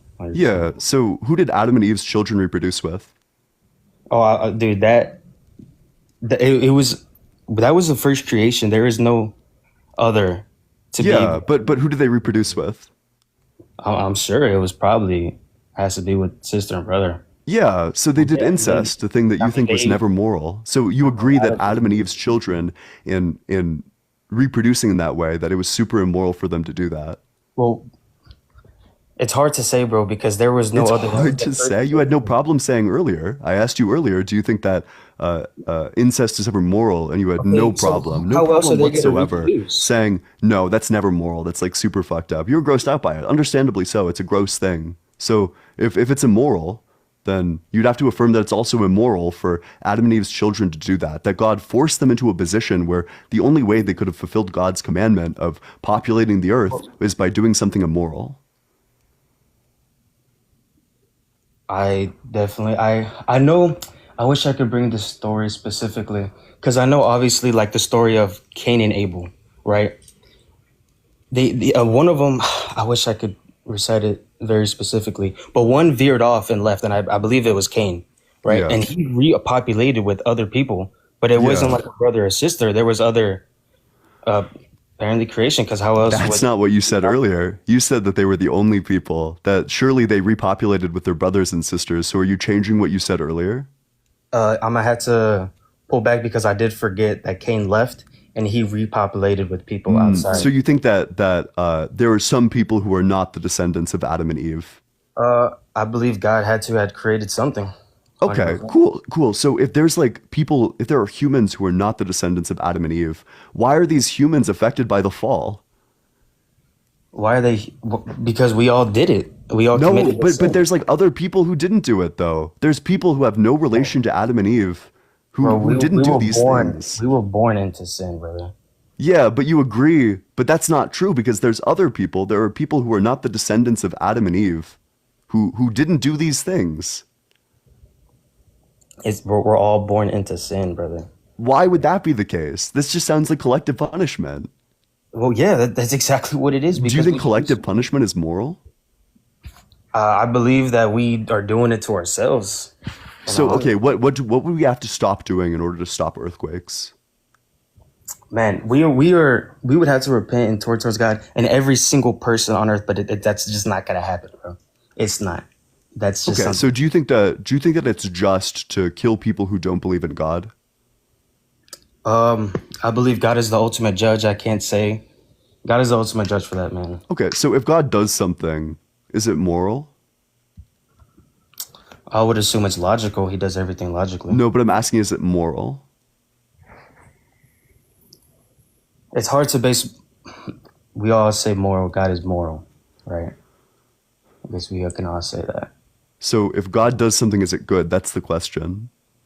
I believe God does everything for a reason. That's not the question. I'm just asking you. If God does something, is it good? Well, I'm sure he has a reason for it, so then I would say yes. Okay, perfect. So if God does something, then it's morally good. Perfect. So do you agree that God is doing earthquakes as a punishment for sin? Yeah, I do believe so, yeah. Okay. So you would say that God is doing earthquakes? God is definitely in control of the earthquakes, yes. Yeah, so you think that earthquakes are morally good? I don't believe earthquakes are good, and we brought earthquakes upon ourselves. Okay. So because this is, unfortunately, this is just going to logically follow, right? So you said that God is doing earthquakes, and that if God does something, then it's good. So if God does something, then it's good, and God does earthquakes, what do we know about earthquakes? What can we deduce? Earthquakes are the consequence of our sin, bro. Okay, I'm sorry. I can tell that I'm gonna have to teach you a little bit about logic. So let's say that if it rains, the mail will be late. It rained, so what do we know about the mail? Wait, you're gonna have to repeat that. Yeah, so if it rains, the mail will be late. It rained, so what do we know about the mail? You said that it laid? It will be late. It'll be late. If it rains, the mail would be late. Yes, it rained. So what do we know about the mail? From what I understand, you're saying it's just gonna be late? Yeah, exactly. So if someone is a man, then they're mortal. Socrates is a man. What do we know about Socrates? That he's immortal. Yeah, exactly. So if God does something, then it's good. God does earthquakes. Therefore, what do we know about earthquakes? What do you mean? What do we know about earthquakes? What do you mean? What do I mean? What do we know about earthquakes? So if everything God does is good and God does earthquakes, what do we know about earthquakes? This brings back to the whole. You had no problem answering the other ones. Just answer this one too. What, that God created earthquakes? I am saying No, God that like earthquakes are good. That's the. I don't That's think the conclusion of the argument. I don't think earthquakes themselves, when it comes to people falling and dying from earthquakes, are good. No, I don't think that. But you agree that if God does something, it's good, and also that God does earthquakes. And wait, repeat that again. I'm sorry. So you agree that if God does something, then it's good, and also that God does earthquakes. Man, aren't you supposed to be like an atheist, like logical? Like you're supposed to be thinking. Like this is super logical. You're refusing to answer. This is like introduction to logic. Repeat it again. Sorry. Yeah. So do you agree that if God does something, it's good, and God does earthquakes? Well, earthquakes are the consequence of our sin. Yeah, but I'm just asking if you agree with those two premises. It's okay. You can say that, like, God does earthquakes because they're the consequence of our sin. Yeah, that's literally what I just said. Like, Yep. So you agree that if God does something, then it's good, and also that God does earthquakes, in parentheses, they're the consequence of our sin. Well, let me. It's because I want to veer off, but I don't want you to be like, "Why are you veering off away from the question?" Well, yeah, it's because like this is like the syllogism is like super simple. It's just you agree that if God does something, it's good, and that God does It's the way- earthquakes as the it's the way consequence you're- of our sin. It's the way you're asking it, man. It's like I'm telling you, God. I'm not saying God didn't create earthquakes. He did create earthquakes. Yes. Okay, I don't think earthquakes are good when it comes to the fact that people are dying from them. The earthquake itself, I don't think the earthquake itself is bad. I don't think it's wrong. Do you think I the believe- earthquake itself is good? I think it can, because if it never affected us in any way, then I think there's nothing wrong with earthquakes. Yeah, but what about the ones who kill like tons of people? That is the consequence of our own sin. Yes, yeah, but you agree that God's the one doing it, and that if God does something, then it's good. God is the one in control of it. Yes. Yeah. So if God does something, it's good. God does earthquakes. What do we know about earthquakes? God creates earthquakes. Yeah, but what else do we know? That was just the second premise. What's the conclusion? You had no problem answering this type of question earlier. Go on, like explain it. I want to hear it. Yeah, so the conclusion, so if God does something, it's good. God does earthquakes, therefore earthquakes are good. I believe earthquakes itself are good. Like there's nothing wrong with them. It's the fact that people are dying from Thank you. God, I was like pulling teeth. Gotcha. So you think earthquakes are good? Yeah, I don't think there's nothing wrong with earthquakes, but we see them as bad because it is killing people. So there was an earthquake in 2004 in Indonesia. This earthquake killed 224,000 people. Do you think this earthquake was good? Like, bro, I'm gonna keep repeating myself, bro. You gonna? That's it. I'm gonna keep. No, I hear you. I'm just it's a yes no question. Was that earthquake good? The earthquake, the fact that the earthquake killed people is not good, but the earthquake itself is good. It's fine. But the fact that the earthquake that killed 224,000 people was good.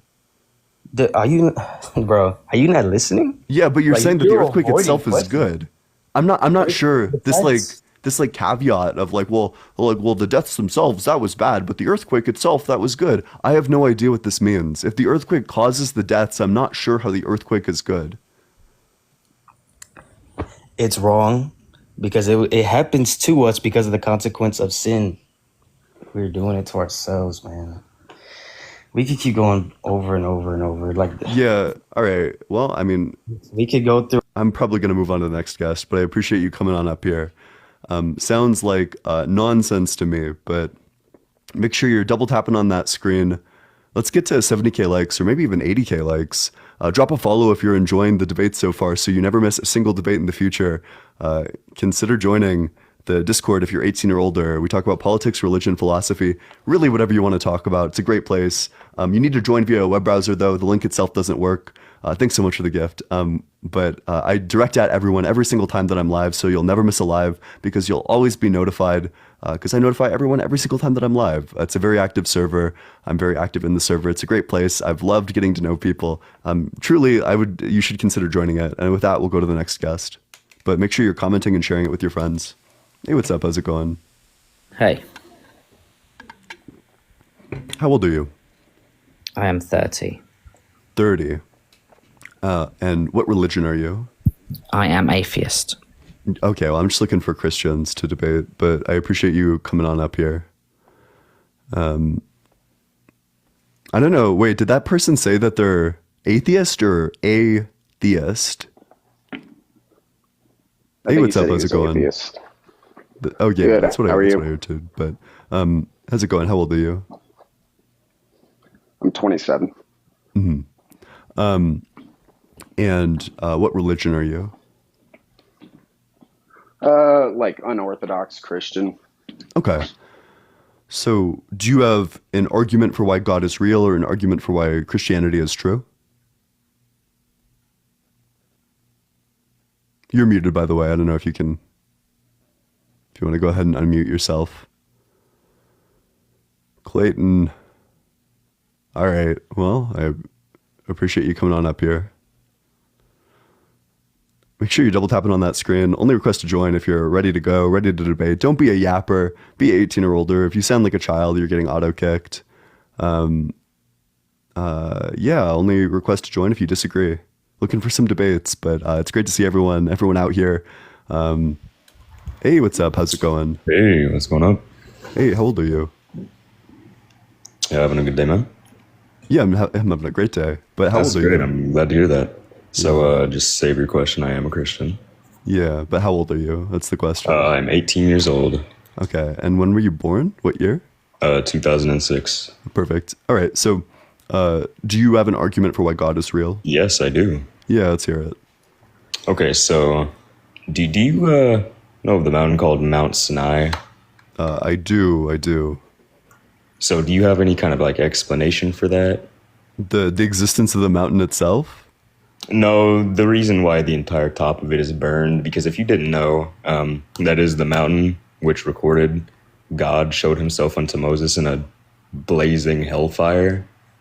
And the So entire do top you of do you that have any mountain was like scorched evidence? Do you have any like records or sources saying that the mountain, like the burns that came from the mountains, happened around the time when it claimed that they happened? Because I think I would need. So first of all, I would need a source that says that the mountain is burned on top at all, like the entire top of the mountain is burned. That would be pretty interesting. And second, I think I'd be interested in hearing getting like a scientific study that says that this burn was like can't be explained possibly and happened right around the time when it's claimed to have happened. So do you have like either of those, or both of those preferably? Can you like date a burn in time?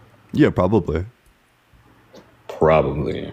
Yeah, like there's methods to date most things. Yeah, I bet you probably could. Okay. Well, I am no scientist off the top of my head, no. But it is the same mountain recorded in the Bible, coincidentally. Yeah, no, I understand the claim. I'm just wondering if you have evidence for it. No, not particularly. Okay. Well, do you have a different argument then if you don't have evidence?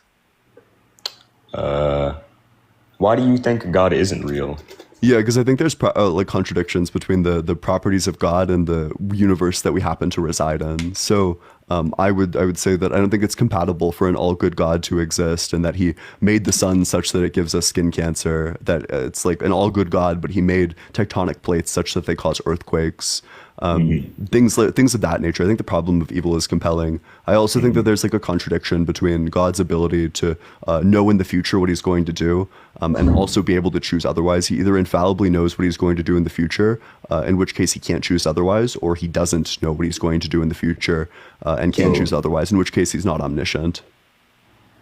You're saying that he can't be omnipotent, omniscient, know everything, and then change his viewpoint? Yeah, that he can't. So I can just ask you. So, or I guess I worded that wrong. Sorry. Repeat your question again. Yeah. So I guess I can like demonstrate this. So do you think that there was when God made the earth, did he know he was going to make humanity? Well, yes. Okay. Could God have chosen to not make humanity? Yes. So if God knew that he was going to make humanity and then he chooses to not make humanity, did he know that he was going to change his mind? Like I said, I worded that wrong. Yeah, but did he know that he was going to change his mind? I suppose, yes. Okay, so you would say that God both knew he was going to make humanity and also knew that he was going to change his mind about making humanity. Well, he didn't change his mind about making humanity. Yeah, but I'm just asking, like in this hypothetical, well, if it's either God knows what he's going to do in the future, which means he can't do otherwise, or he did not know for sure what he was going to do in the future, in which case he's not omniscient. So in this scenario, if God knew he was going to create humanity, and then he just chooses not to create humanity, and he would know that he was going to change his mind. So you would affirm both that God knew he was going to create humanity and also knew that he was going to change his mind about creating humanity. Mm-hmm. That's a direct contradiction. How can you both know you're going to do something and also know you're going to change your mind about doing that thing? But he didn't. Yeah, but it's a hypothetical. Question. It just like demonstrates the contradictions in its property. Well, yeah, but this contradiction isn't existent. No, but it is because like you can't both know that you're going to do something and also know that you're not going to do something. Yes, that's true. And he didn't. He absolutely knew for sure, yes, I'm going to make humanity. Okay, so then could he have changed his mind and not made humanity? If he could knew that he have, was but going he to make didn't. humanity, could he have just chosen to not do it? Sorry, what'd you say? I didn't hear you. So if he knew he was going to make humanity, could he have just chosen to not do it? Yes. Okay. So in this instance, if he chooses to not do it, he would have known that he was going to make humanity and also know that he was going to that he was going to not make humanity. So in this instance, you would say that God both knew he was going to make humanity and also know that he wasn't going to make humanity. That statement contradicts itself. I know it does, but that's the logical conclusion of the things that you just said. I don't... Yeah, this argument does not make sense to me. I'm sorry. Can we change subject, please? Sure, I guess. That's fine. So do you think if God is all good, then why would he make the sun such that it gives us skin cancer? Okay. I think that God is all good, but I think that we are not derived punishment from God. Jesus, when healing a blind man, directly stated that fact, that not all terrible things that happen to people are a direct punishment from God or anything of those lines whatsoever. So was God the one who made it such that the sun would emit UV rays? Indeed. Okay. And did God know that these UV rays would cause people skin cancer? Most likely, yes. Most likely?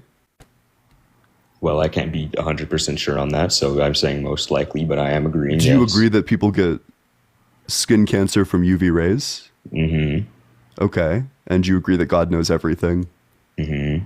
Okay, so then it sounds like God would know that his creation of UV rays would give people skin cancer. I mean, I guess. Yeah, okay, cool. So you're saying that God knew that his creation would give people skin cancer, and that he created the exact same way when he could have easily not done that. Is true. Yeah, so why would God give people skin cancer? We can't, there is no argument against that because, he just did. Yeah, there's no argument against it because it doesn't make any sense why an all good God would give us skin cancer. Well, do you have skin cancer? No, but there are people who have skin cancer. I don't need skin cancer to think that, other people having it is bad. I mean...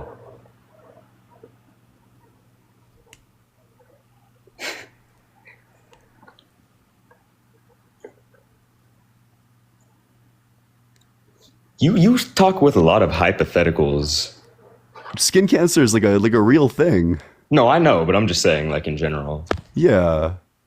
I think hypotheticals are useful, actually. Hypotheticals are good, as a matter of fact. Do you have anything else for me, or should I move on to the next guest? Fuck, you just stopped my brain, man. Hold on. No, it's okay. Yeah, you can think about it if you want. Had a complete brain fart. Give me a minute. Yeah.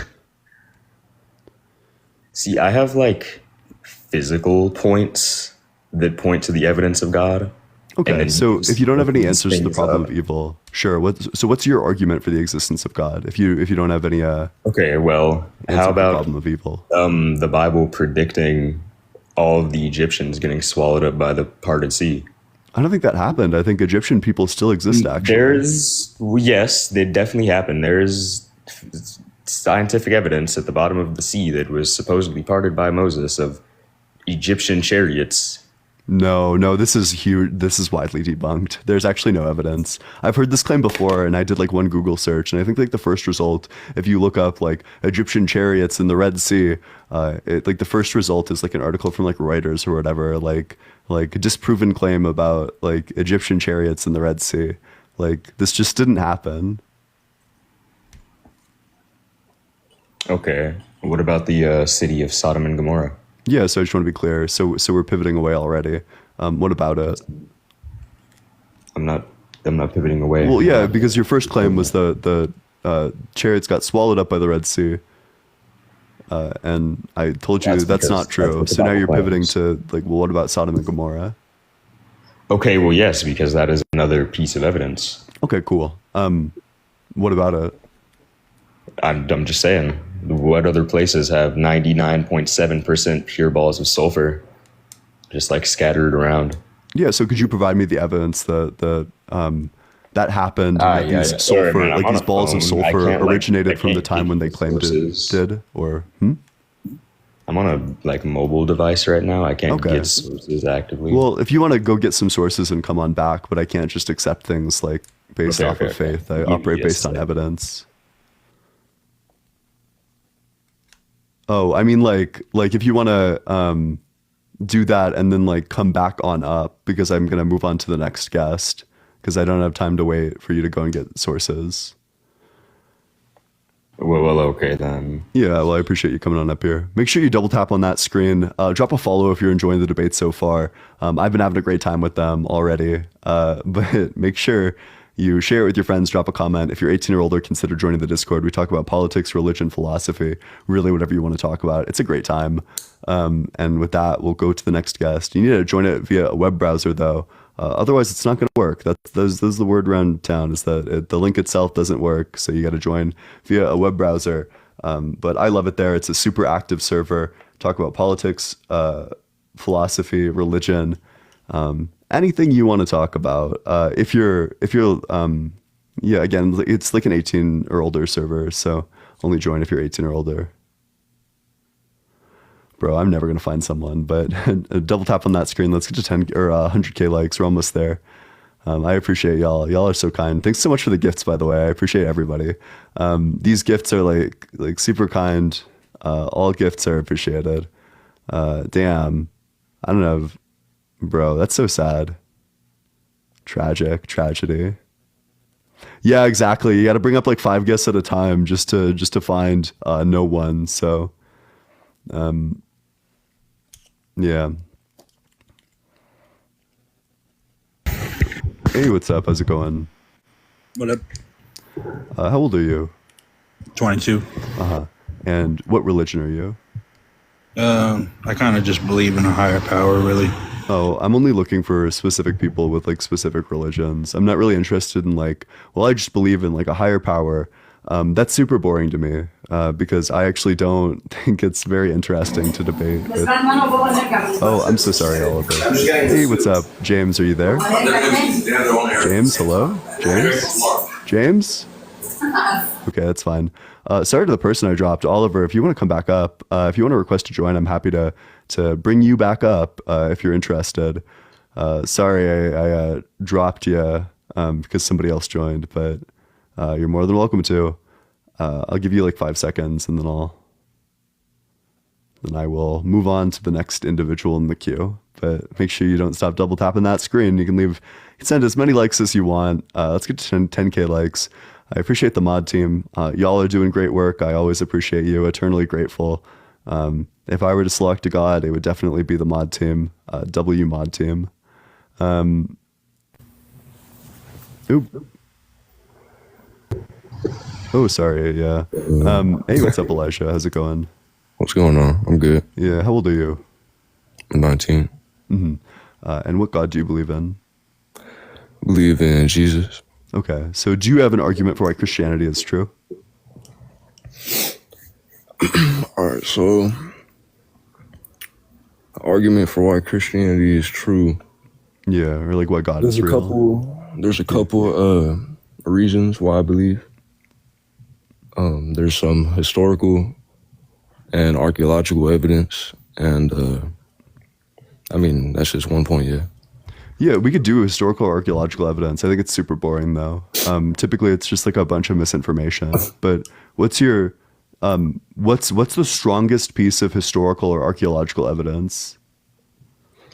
I feel like they're all equally as strong. There's a few. I mean, I have a bad feeling about this. Yeah. So what's the one that you want to defend? What do you want to focus on? Wait, are there any that you have like sources on hand for? Sources? Yeah, just saying like a Bible verse for what it corresponds to, like an article saying that the thing is real, an article that like actually gives like the date of the thing and dates it back to biblical times. So one in 701 BC, The Assyrian king Sennacherib. He did a siege on Jerusalem on King Hezekiah. In 700 BC. Assyrian. Sorry, what? In 700 BC? Nah, 701 BC. 701 BC. Yeah, there's Assyrian documents that talk about the siege of Jerusalem, and then there's a biblical document as well. Yeah. So I mean, the Bible could just incorporate like real world events from around the time that it was written. That's totally fine. I'm not sure why that proves that like Jesus is God or that God is real or that even that it's true, because there's lots of parts where the Bible, the Old Testament and the New Testament are like super inaccurate. How? Yeah, so in Genesis 1:6-8, it says that outer space is water. Further down in Genesis, it says that stars are not like large entities that are really far away, but rather that they're just like lights that are fixed in the firmament, that they're just like things that are embedded in our sky, like our atmosphere. That's not true. It seems like most of the stuff that it predicted about cosmology is just complete bullshit. Well, I don't know if it says that. So for the outer space is water one, it says that God separated the water below the firmament from the water above the firmament, that God was hovering over everything, like it was all just water, and then God separated water from water. It's saying that the stuff above the sky, above the firmament, is water. That's not true. The stuff above the sky is the vacuum of space. If it were water, it would just fall through our atmosphere. Well, I mean, I'm not really educated on that, but yeah. So it's like there's just like a lot of points where the Bible is just like completely wrong. Well, I don't think it's completely wrong, because I mean, do you think outer space is water? It's religion. Do you think outer space is water? No. Okay, then it's completely wrong. Well, that's just one point. Yeah. But like ideally, if your book is already like extremely unreliable, if it's saying like just bullshit, why would I believe anything it has to say? Like it's fine if it gets like some things right occasionally. There's historians. If there's like if it's espousing like true and false claims, why would I believe like anything mystical? I think it's like much easier to categorize something like the resurrection as just being like incorrect in the same way that it was incorrect about the like outer space being water or about what stars are. I would have to look at what you're saying, like where it says. Yeah, it's like literally in water. Genesis 1, so it's like the very start of the Bible. All right, well. Yeah, all right, well, do you have a different argument? Otherwise, I'll move on to the next guest. A different argument. I could say that. Well, have you done research about like energy, frequency, and vibration? This just sounds like nonsense to me. And in what sense? Like a physics sense? Like, yeah, I'm familiar with the concepts of energy, frequency, and vibration. This is this is just like woo-woo nonsense from the sounds of it. All right, well, that's what you believe. I mean, I'm trying to get like I don't really know where to start. There's like too many points. All right. Well, I'm going to look for someone who has like a more concise argument, but I appreciate you coming on up here. Let's go on to the next guest. Make sure you double tap. Oh, oop. Hey, what's up? How's it going? How old are you? Hey, how you doing? I'm 22. Yeah. And what God do you believe in? I believe in the Lord Jesus Christ, man. Yeah. So do you have an argument for why the Lord Jesus Christ is God? All right, let me break down a few things before we get into it real quick. It just sounds like you're about to start preaching, but... No, I'm not going to preach to you at all, brother. Yeah, go for it. As long as you're not preaching, go for it. I just want to say kind of what I believe in a sense, is that the Bible's a man-made thing. Let's talk about that first off. The Bible's so then why would you believe it? Because why do you believe in history? Yeah, because I think like history doesn't make like supernatural claims is the difference. That the Bible says that people walked on water and survived in the belly of a whale and turned water into wine and resurrected from the dead. This to me just sounds like bullshit. Like if someone said that like George Washington or Socrates resurrected from the dead, I would just say that they're full of shit. Well, I mean, we're talking about Benjamin Franklin held a kite when struck by electricity. Why can't we believe somebody walked Yeah, on water? kites can be struck by electricity. People can't rise from the dead after 7 days. Well, I mean, back then, you never know. I mean, I'm pretty sure. I think we have like pretty strong evidence that there's no shot that that happened. where's the evidence that there's no shot that ever happened? Yeah, typically when people are dead, absent like medical intervention, they stay dead. Could you show me someone who died and then just like their body on their own 7 days later, like kicked them back into gear? I think that's what separates it from being a miracle of Christ and being real, though. I mean, like you think like being IRL, you know, like what we believe in humanity. Oh, I'm sorry. I said 7 days. It's 3 days. I'm stupid. Yeah, it was My 3 bad. days, so, Yeah. What about all right? What about your term from the what you were talking about, the firmament? Yeah. Yeah. So just that the Bible is wrong in many places, but it sounds like this might not be a problem for you because you would just say that this is like humans being wrong. That the Bible specifically says that outer space is water, that the stuff above the firmament, the stuff above the sky is water. But that doesn't make sense because water would just fall through our atmosphere. I think metaphorically it could be just fine. They could call it the waters. I mean, Oh, that's you're fine. Then talking I would about just say that the resurrection of Christ is probably metaphorical as well. You're talking about a void in space. How would you explain a void in space? I describe it as nothing. If I were to write the Bible, if I were God trying to explain this to people who don't have an understanding of what a vacuum is, I would just say that it's nothing. It said in the beginning there was nothing. Yeah, but I would say that because, so it says that what's above the firmament is water. I would say that what's above the firmament is nothing. Well, it's kind of hard to explain to dumb it down to people, you know, whenever you say there's nothing there. No, I actually don't think, I think it's like really easy to explain that there's like just nothing, that it was nothing. But even then, what if there was like, there's no air, there's no water, there's just nothing. Because we're speaking on theories anyway, what if we say theoretically the water that they're speaking on was the matter that you were talking about from the beginning of time?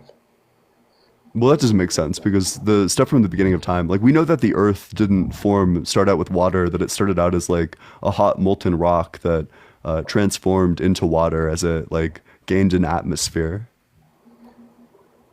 Yes, but there was matter beforehand that created this hot molten rock and the Big Bang and everything else. Right? Yeah, I think like the matter could have existed, but the matter is not water. And you believe that the matter was there throughout the entire time? Yeah, that's like one view. The intellectually honest answer is that we have no idea what came before the Big Bang. We don't know. Nobody knows, especially not theists. It's hard to go back into nothing. Yeah, that's for sure. Yeah, but we have like lots of theories about like where the Big Bang came from that doesn't rely on us like invoking a god. So for example, I could say that the Big Bang came from the singularity and that the singularity is eternal, right? That if I asked you where your god came from, you'd probably tell me that God is eternal, and I could just say that the singularity is eternal. It's in the same sense we could both say that they're both eternal. But why can't Oliver, thanks so much for the subscription. I appreciate it. That's so kind of you. Thanks so much. Like, why can't we believe that one or both are the same? Yeah, so that's fine. We can believe that. And that's actually what I'm trying to do. I'm trying to say that both of our creation stories, like where something came from, are on the exact same footing. That your creation story is no better than mine. And in fact, mine is like a lot more virtues over yours. Mine's a lot simpler. I don't need to say that the singularity is a mind. I don't need to say that the singularity chose to do this. I don't need to say like all the thing, or that I need to like worship or love the singularity. I can just say that the singularity existed. It was the collection of all the matter and energy in the universe. It was a hot, dense state, and then it rapidly expanded. And it existed forever beforehand. You're saying we need to worship our Lord and Savior, who's God. And in a sense, that's true. We do need to worship, and I think everybody likes to worship. But here's where I guess I kind of divide from everybody else in an odd way. Why? Okay, so this our God is true. He's a fair God. He's an all-knowing God. Which you had a debate on before. I'll let you keep that debate separate. But why is it that shit? I don't forgot what I was gonna say. Why is it that we can't defer? Like why on a worship side? Why is it that we can't defer that when they're talking about worship? These are men that are telling you in a book that we need to worship and all this, but like why do we have to believe that's exactly what they're saying? You know what I mean? We don't. So, and that's why I don't. Good question. I mean, like everybody speaks in metaphors, even in theory. Well, wait, so this is like a little bit scattered. I'm not really sure what you're trying to say. It's very hard to kind of go on to one sense. All right, ask me a question of any sense. Like Yeah, perfect. So I'll ask you the standard question. If God is all good, then why would he make the sun such that it gives us skin cancer? Well, I mean, we have the devil. So do you think that Satan has control over the sun? Creates evil. I wouldn't say he has control over the sun, but I'd say that God created nature, and nature has its own way of working, but we also have an effect on nature. In a sense, from our creations, we started, like, for instance, we made a hole in the ozone. Yeah, but so the sun, we haven't affected the sun in any way, shape, or form. So was God the one who made the sun emit UV rays? Well, I can't hear you if you're off the app, by the way. So if you like switch to a different tab, I can't hear you. But is God the one who made the sun emit UV rays? In case you didn't hear. Well, here's the thing, man. You need a sun that creates UV rays in order to have different things in the world work. What? Why? Wait, couldn't we have the same sun that gives us like energy and gives us like warmth without having a sun that gives us UV rays? Isn't that possible? That energy? Like, does God have the power to make the sun such that it like keeps us alive and keeps us healthy, but doesn't give us UV rays? I mean, are you alive and healthy, brother? Yeah, I'm alive and healthy, but there's people who die of skin cancer because the sun gives them skin cancer. I think we're talking about on a nature level here. God allows us all to die to nature. I mean, that's just. But so why would he allow like us to why would he allow like a 6-year-old to be unalived by skin cancer? Why would he allow it? I mean, in the same sense, why would we allow somebody to? Why would we allow? What was the earthquake question you had? Wait, you want to move to the earthquake question? No. That's basically the same question. Yeah, it is. Like, why would? But I think that there's like different explanations, and I think that the sun question gives theists fewer explanations. Okay, yeah, that's good. So like, why would God allow someone to be unalived by skin cancer at the age of 6? You know, that's one of the toughest questions to answer due to it being, we're talking about a child dying here. We're not talking about an old man dying of natural causes and everything. But in a sense, man, nature has a way of taking anybody. Okay. Like, why wouldn't God stop it? Why would God make nature such that it does that? Like, when God was making the sun, did he know that it was going to give skin cancer to like 6-year-olds? Well, here's the thing. And in Garden of Eden, whenever it was Adam and Eve, we talk about it. Wait, you're cutting out a lot. You're cutting out a little bit. Wait, I'm so sorry to interrupt. Okay, yeah. I'm so sorry to interrupt you. You're just like cutting out a lot. But make sure you're double tapping on that screen. Let's get to 110K likes or 120K likes. Yeah, sorry for dropping you, guest. But there's just like a lot of like roboting, so I needed to move on to the next one, but we'll see. Make sure you only request to join if you disagree. Make sure you're 18 or older, or at the bare minimum, you have to sound 18 and claim to be 18. And if you disagree with this, then feel free to come on up. Otherwise, hey, what's up? How's it going? Hey. How old are you? I am 33. Mm-hmm. And which God do you believe in? I believe in the Christian God. So do you have an argument for the truth of Christianity or an argument for the existence of God? Okay. Yeah. So what I would like to do, if it's okay, could I ask you a question first? Yeah, as long as it's like relevant. Yeah, it's relevant. Okay. So you are an atheist. Yeah. Is that like hardcore atheist or more agnostic atheist? I'm agnostic towards certain religions. Like, I don't know if like Hinduism is true. I don't know anything about it. but I'm atheistic towards the Christian God because I think that there's contradictions in his properties. Okay, and those contradictions would be, you talked about the time thing. Yeah, so yeah, there's like first of all, I don't think that it's possible for him to both have free will and also omnisciently know everything. And second of all, I think that I think the problem of evil goes super hard, that I'm not sure how an all good God could make the sun such that it gives us skin cancer. Okay, so the time and the free will thing, that's something that I got hung up on a ton as a younger guy, particularly 16, 17, 18 years old. Yeah. Wait, let me lay out the argument for everyone who's just joining so they know exactly what we're talking about. So the argument is just that I don't think it's possible that God has free will and also knows everything, because this means that God would need to know his own actions in the future, that either God knows exactly what he's going to do in the future, which means that he can't do otherwise because he wouldn't know exactly what he's going to do in the future, or he doesn't know what he's going to do in the future, in which case he's not omniscient. So either he doesn't have free will or he's not omniscient. Sure. And I don't want to go to a cop-out kind of explanation here, but so my view, what I think the answer you would get from a lot of Christians is God is sovereign, God is outside of time. Mm-hmm. And by saying outside of time, what we mean is not constrained by time, and that he created time itself. But this is not an answer to my question, is the problem. Sure. So yeah, we'll get there. So we have to lay some kind of groundwork first. Yeah. Could you, I understand that you probably think God exists outside of time, but go for it. Okay. So existing outside of time, you had an issue with that. You talked about what time is it for God? Does God know what time it is? Yeah.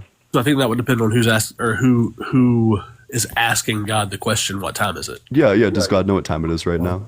For me, yeah, sure. For me, it's 2:43. Oh, sure, because I can just know what time it is, because I can say well, for me it's 12:43.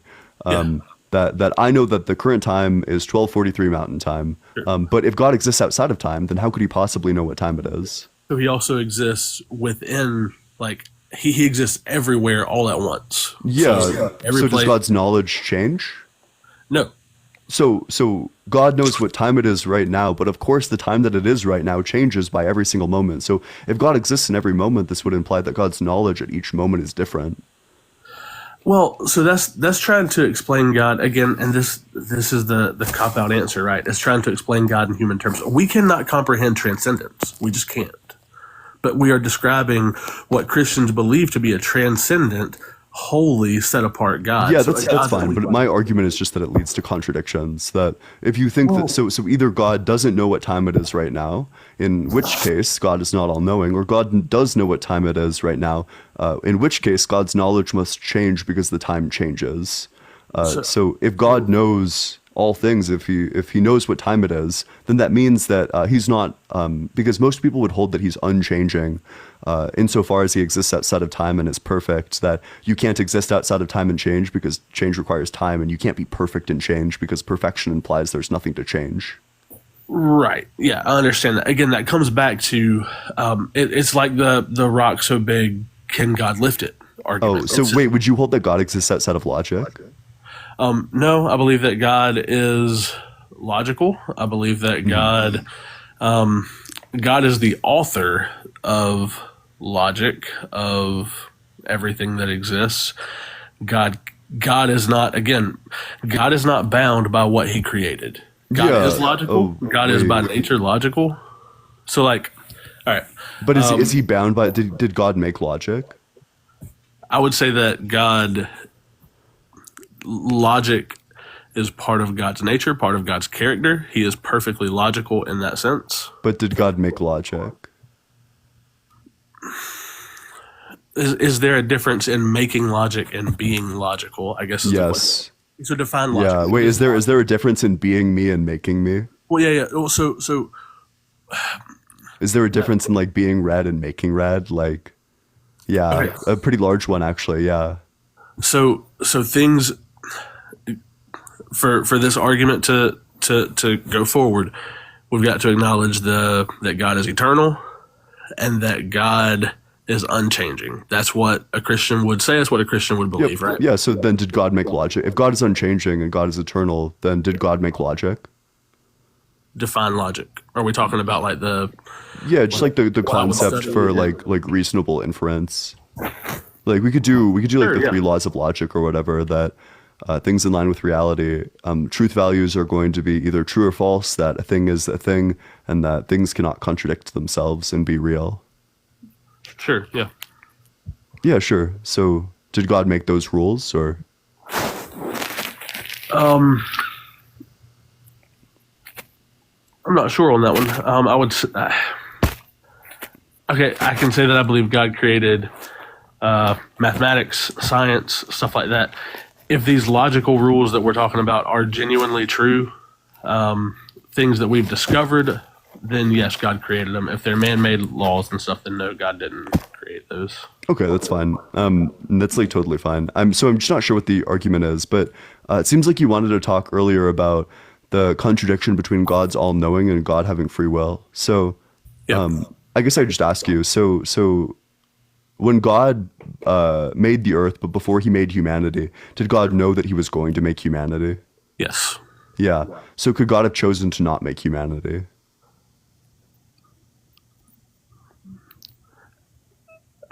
This is another one of those we're trying to put God in a box questions. It's a yes or no question. I mean, we could go through both answers if you want. So either no, God could not choose to make humanity, in which case we would conclude that God does not have free will, or yes, God could choose to not make humanity, in which case that's going to lead to the result that God must have also known that he was going to choose not to make humanity, which leads to a contradiction because God would both know that he's going to make humanity and also know that he was going to change his mind about making humanity.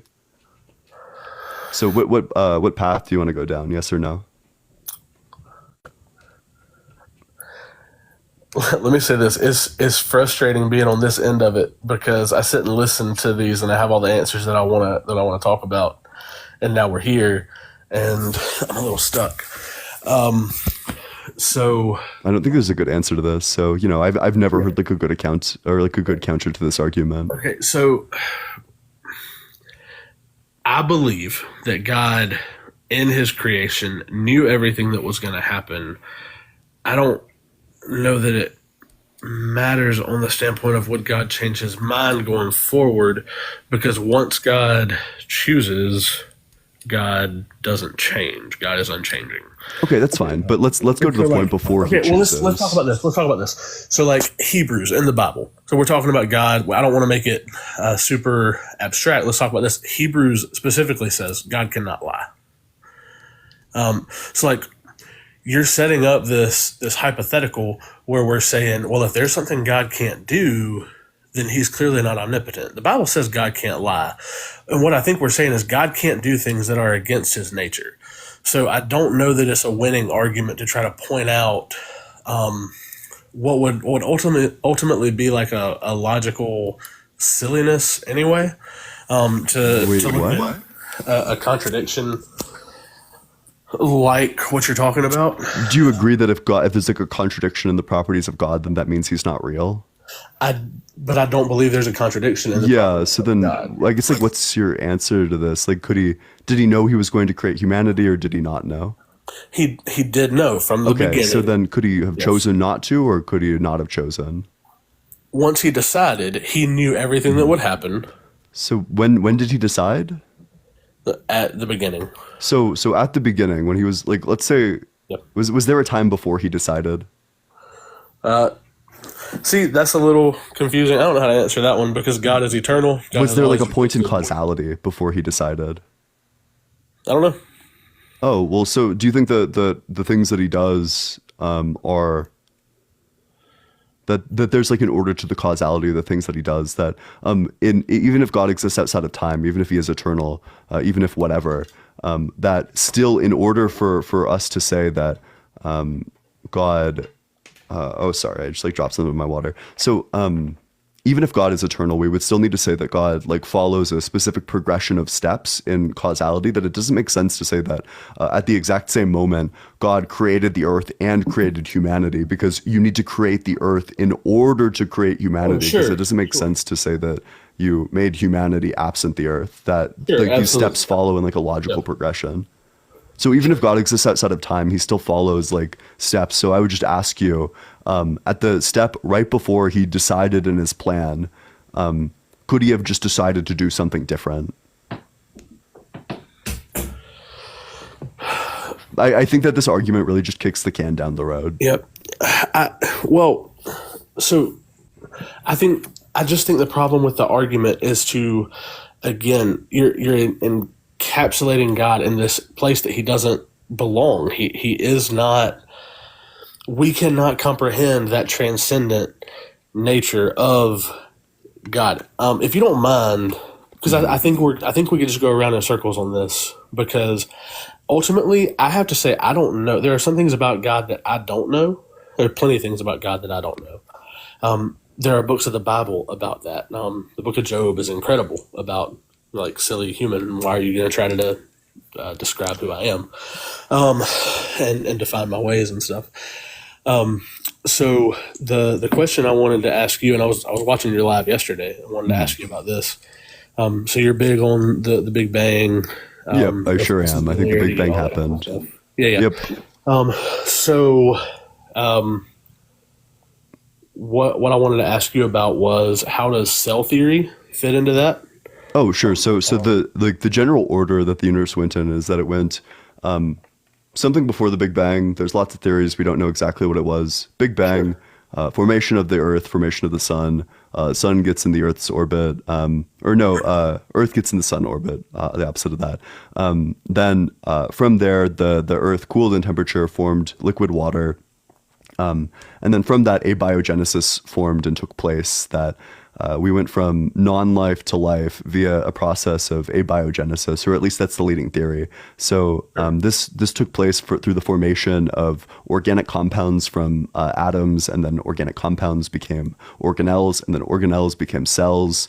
And these cells began a process of Darwinian evolution all the way up until humans. Sure. Okay. So do you know the tenets of cell theory?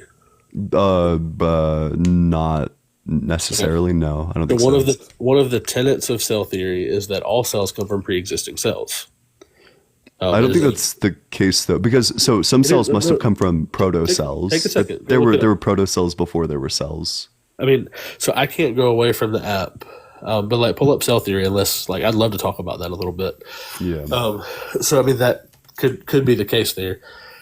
But then the question going down the road is, wait, so what would I look through? Like cell theory rules, cell theory laws? Tenets of cell theory. Specifically, I think it's the second, but that all cells come from pre-existing cells. Which one is this? Like the Wikipedia page, or what's the website? Could be. I'm not sure. I taught it from a biology book a couple years ago. Okay.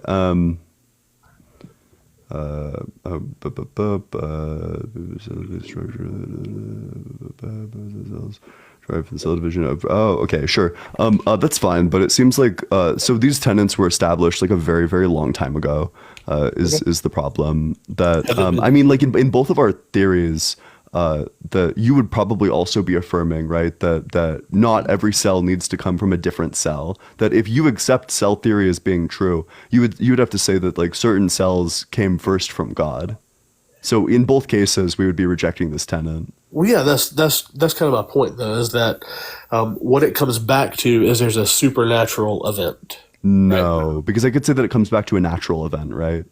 No, if this okay, so first question would be: has cell theory been disproven? Have these tenets been disproven? Well, yeah, I think that this tenet is like probably not true. That there must have been some cells that came from like proto-cells. Like this is like a useful heuristic nowadays. Cells, to the best of our knowledge, only come from other cells.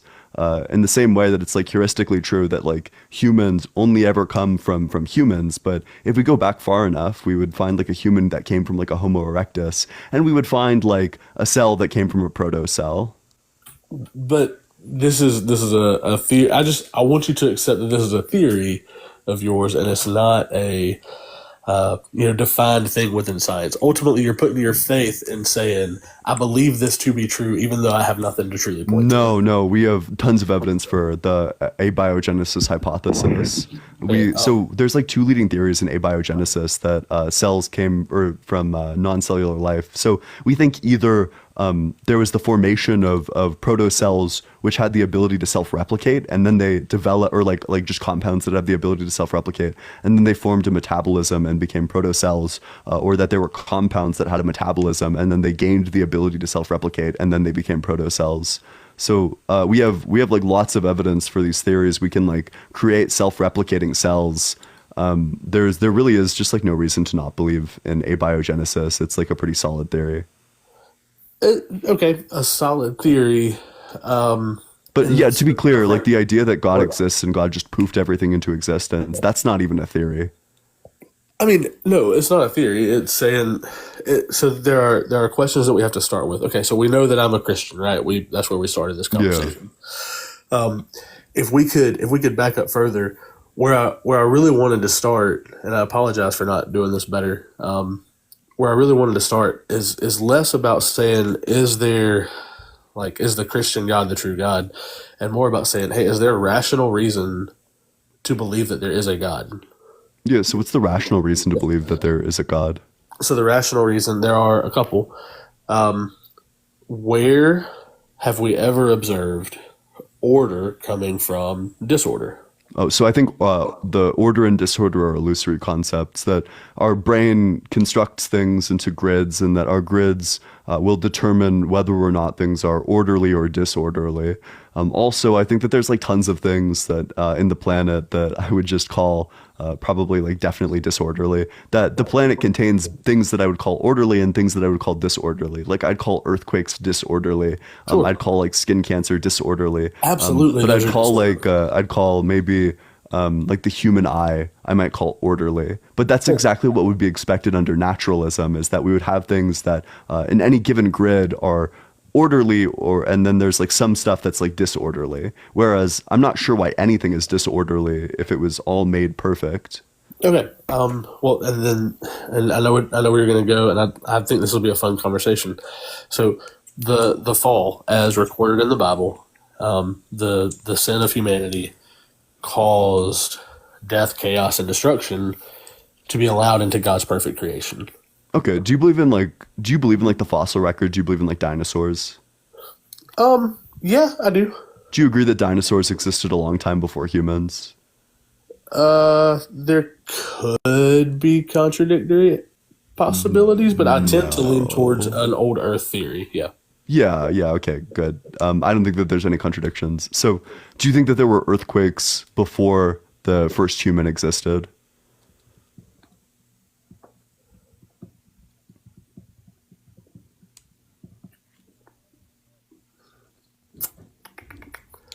Could be. Yeah, cool. So it sounds like it was disorderly before.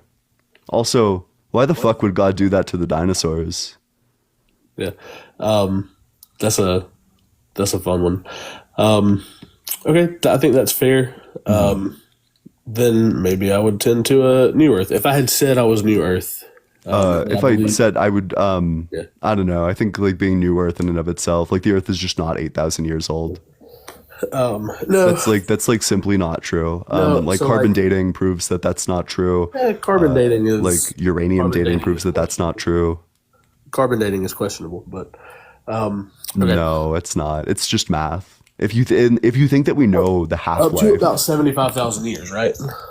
Yeah, that's like, I think carbon dating specifically can like analyze things up until like 50,000 years, whereas like uranium dating can evaluate things up until like maybe like 400 million or however old they say the Earth is.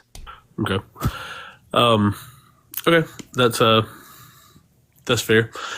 I would think that part of my answer there would be let me think about this. Earthquakes predating humans do we have evidence of that?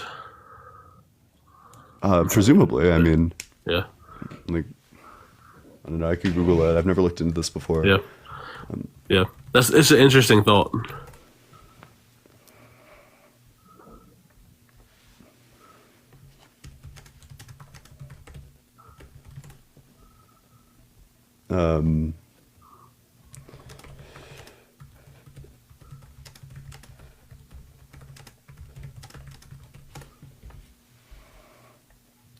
Oh yeah. So, for example, according to the Natural History Museum, towards the end of the Triassic, a series of earthquakes and massive volcanic eruptions caused Pangea to slowly begin to break into two. Sure. Don, thanks so much for the subscription. I appreciate it. Yeah. Okay. So then my question there would be, ultimately, how much evidence, how much reason do we have to believe in the age and the accuracy of that stuff? The Earth is probably older than our estimates. We know it's at least like 400 billion or what? Yeah. Well, the universe would be what? 4.5 billion. But that's just like the lower bound. Like we haven't discovered a technique that allows us to evaluate it even higher. That's just like in terms of uranium lead dating, that's just like the limit to which uranium lead dating can actually like date something. So hey, if I could ask you another question, like clearly you're very intelligent, right? And I really respect your intelligence. No glazing allowed. But sure, what's up? Well, no, just I do. Okay, so if you were to have a pie chart, for example, and you were to fill it up and say like 100% would be everything there is to know in the universe, like all of the knowledge, where would you say? How much do you think you know? I have very little, probably. Sure. So then the question would be, is there room in that for there to be a God? Probably not. Not the Christian God, at least, because one thing I know is that contradictions can't be the case. And another thing that I know is that the properties of God are contradictory. I don't know. Like I would need to have like one of these two beliefs in order for like taken away. Either that contradictions are fine, in which case I think you end up in nonsense land, or that the Christian God is not contradictory, in which case I would need like a defeater to my arguments. Otherwise, I think that a third thing that I know is that God isn't real, or at least the Christian God isn't. Well, I grant the possibility that there's like another God that no one's ever described before. Are you willing to consider that because a God would need to be transcendent, that you could not explain him with your words and your logic? No, because we explain transcendent things with our logic all the time. This is like the philosophical tradition, going back all the way to Plato, who posited like the theory of forms, where he described via the allegory of the cave what the forms are.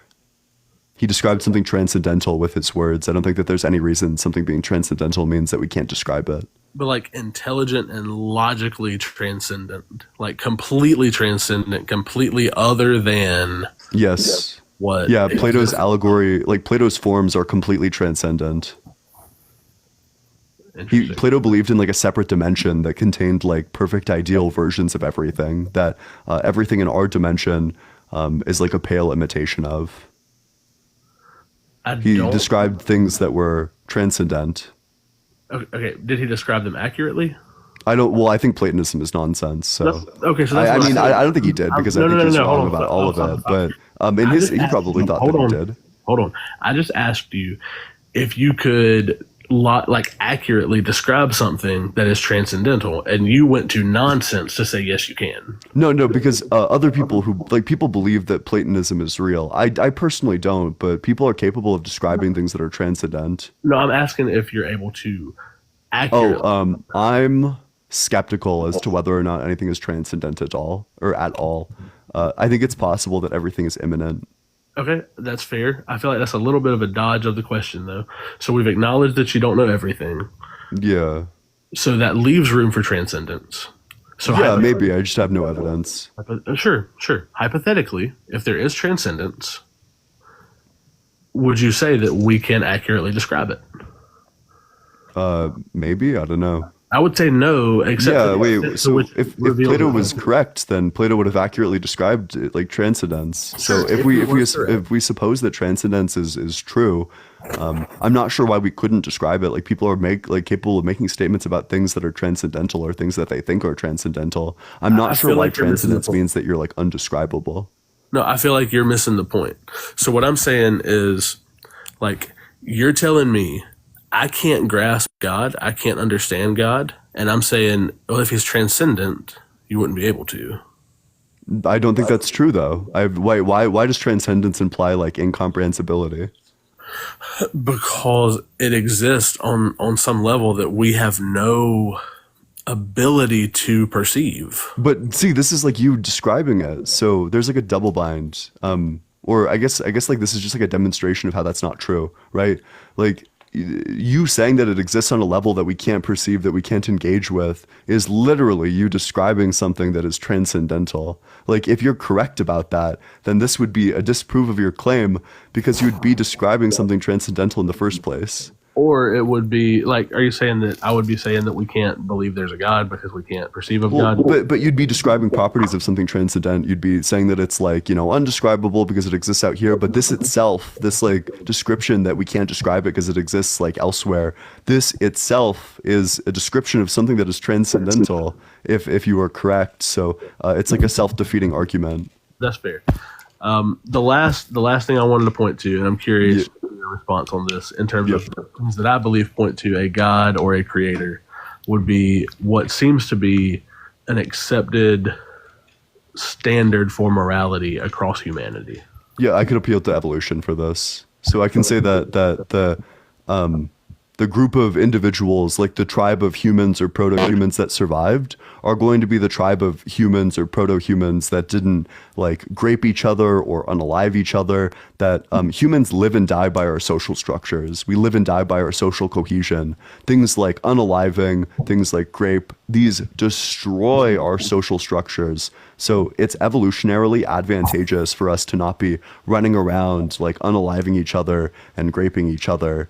That this is probably just going to be better for survival on the whole. Sure. Okay. So let's say hypothetically, I understand that argument. On what grounds do we make laws? On moral intuitions. So like purely for the existence of our species? No, we do it via moral intuitions. Can you explain moral intuitions? Yeah, so I think that we have a sense of morality that evolved from evolution, basically. Just that it's like evolutionarily advantageous to have moral intuitions or to have the specific ones that we do. That ultimately the group of humans that are going to be better at surviving and reproducing are going to be the ones that follow this set of moral intuition, which is why so many people seem to share like a similar moral intuition and why we're so averse to unaliving other humans. Whereas if you look at other animals, they have no problem with like unaliving people of the same species. Okay. I think that's exactly like, I'm right there with you. So in theory, I don't know if you have family, siblings. I'm not going to ask. Okay. Hypothetically, you have a sister and someone does show up and sexually assault your sister and then kills her. Yeah. What should happen? Oh, I don't know. I think when we get into like theories of justice, I tend to side towards like rehabilitation and restoration, even for things that are like super heinous. I think if it's possible to rehabilitate this person, that would be pretty cool. Sure. Otherwise, I think that they should like do something to try to make the family whole. Like we should be like financially compensated for the harm, and then also it makes sense that they would be like separated from society. Sure. I'm personally very anti-death penalty. Okay. But I think like the crime is obviously heinous. Why? What? Why is that a heinous crime? Oh, it's just going to be like a moral intuition. In the same way, this would be like you asking me when I'm looking at like something blue and I'm like, this thing is blue. You asking me like, why is it blue? Well, I don't know. That's just the way I perceive it.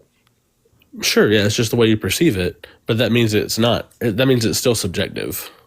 I think that morals are like ultimately going to come down to just a moral intuition. And if you want to call that subjective, that's fine. But I think that moral intuition is largely shared by a great number of people. And this happened across continents due to evolution. I think that's fascinating. It's a fascinating theory. But my issue that I have with it is then there is no moral ground to stand on when I commit a morally heinous act. No, there is moral intuition, that we intuitively know that these things are wrong. Our moral intuition came from evolution. I'm not sure what the contradiction there is. So what I'm trying to say, your sister's life that this hypothetical other person took had no value to begin with. What? Wait, but it does, because that's the way I perceive it to be. Like my intuition says that it has value. Like the only thing that you and I could ever possibly appeal to is intuition, and my intuition would say that this like heinous act was wrong. Like intuitively, it's wrong. And people share largely moral intuitions because, again, our moral intuition is probably derived from evolution. So hear me. I agree with your argument about moral intuition. I agree that it's there. We think it comes from different places. But what I'm saying is, if it is purely evolutionary, if it is purely a biological process, then human life has no value. And if human life has no value, then we essentially have no right to punish morally heinous acts. No, but it does, because intuitively it does have value. Or like, I don't know what it would mean for something to be like objectively valuable, but my moral intuition seems very strongly to indicate that I value the existence of like a sister or like a sibling. But if somebody else doesn't, why does your subjective value matter more than theirs? Oh, because I share values with like the rest of society, like the vast majority of society, except for a small fringe of like people who are unwell, would agree that this is a wrong thing to do. So it's the fact that we share a moral intuition that allows us to deal out this punishment. But like let's say that your worldview is correct, and it's just that like there is an objective standard for morality, but everybody else just didn't know it, and we're doing the things that you're describing in my worldview. Like it would be the exact same situation. Like the only way that you can actually do something about this is if enough people agree that something should be done about it, regardless of whether morality is like objectively true or anything. But the fact that we share a similar moral intuition enables us to punish these people in the first place. Right. No, I completely agree with that. I'm not saying anything like I'm arguing for the origin of the moral intuition. So let me ask you, you talked about society at large. Man, there was a whole society that condoned the mass incarceration and murder of Jews in World War II. Yeah. And that society said it was okay. But that's actually not going to be a difference in morality. It's going to be a difference in ontology. That specifically the way that Jewish individuals were ontologized in Nazi Germany is different than the way that they're ontologized now. That Nazi Germany thought that like murder was wrong. They just didn't see what they were doing as murder. They thought that it was justified. So it's not like a difference in their morals. It's a difference in what they categorize these individuals as. Right. So we all know they were humans. And what I'm saying is but they denied. That's the thing. Nazi Germany denied that. They didn't think they were humans. They thought that they were not. Do you think they denied it in yes. Like, okay, no, I'm saying, do you think they denied it genuinely or as justification? Yeah, I think they denied it genuinely. I'm not sure. Like, I think that if you recognize the other's humanity, that doing this type of thing is like unconscionable. And so the same thing would be said for like the slave trade, right? Yeah, exactly. Like they literally classified like black people as non-human. But there's no way you can make me believe they really saw that. They really thought that. That's like literally what they did. Like there's no way that they would have done slavery if they didn't see them as non-human. Tell me it's this. Like very explicitly what they actually believed. Did you ever like as a kid, did you ever get in trouble and like you came up with justification for that? And you would have died on that like argument of justification for your wrongdoing. Yeah. Okay, it's the same thing. No, I don't think it's the same thing, and I think we have good evidence that it's not the same thing. So, because in this, like, I would be justifying like my own selfish behavior. But the fact of the matter is that like slavery wasn't done for economic reasons. It was done for racist reasons, like fundamentally.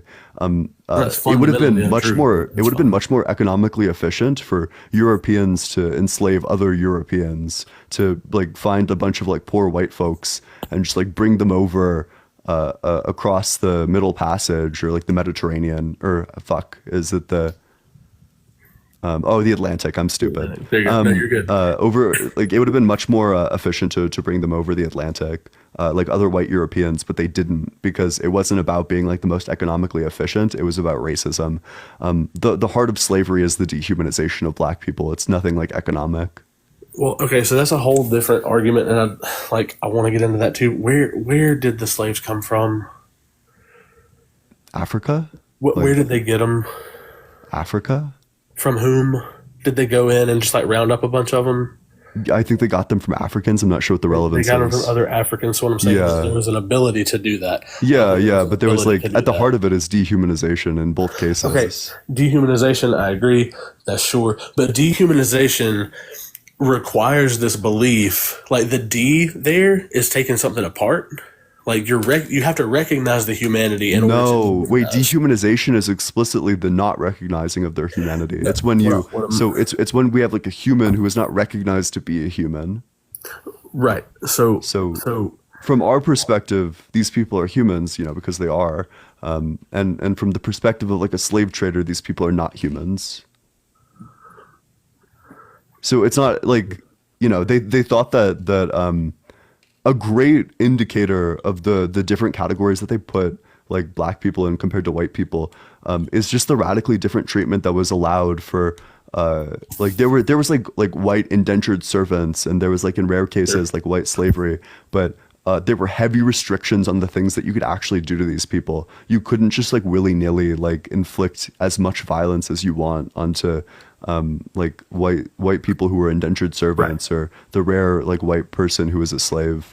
Exactly. And you could do literally anything you wanted to a black slave. It's a difference in understanding like the category that they're in. They just weren't categorized as humans. Like it's not a difference of like morality. It's a difference in categorization. Yeah. I understand what you're saying, but that's still like an appeal to like the legal status of somebody. Like no, but the legal status followed from the way that they were perceived.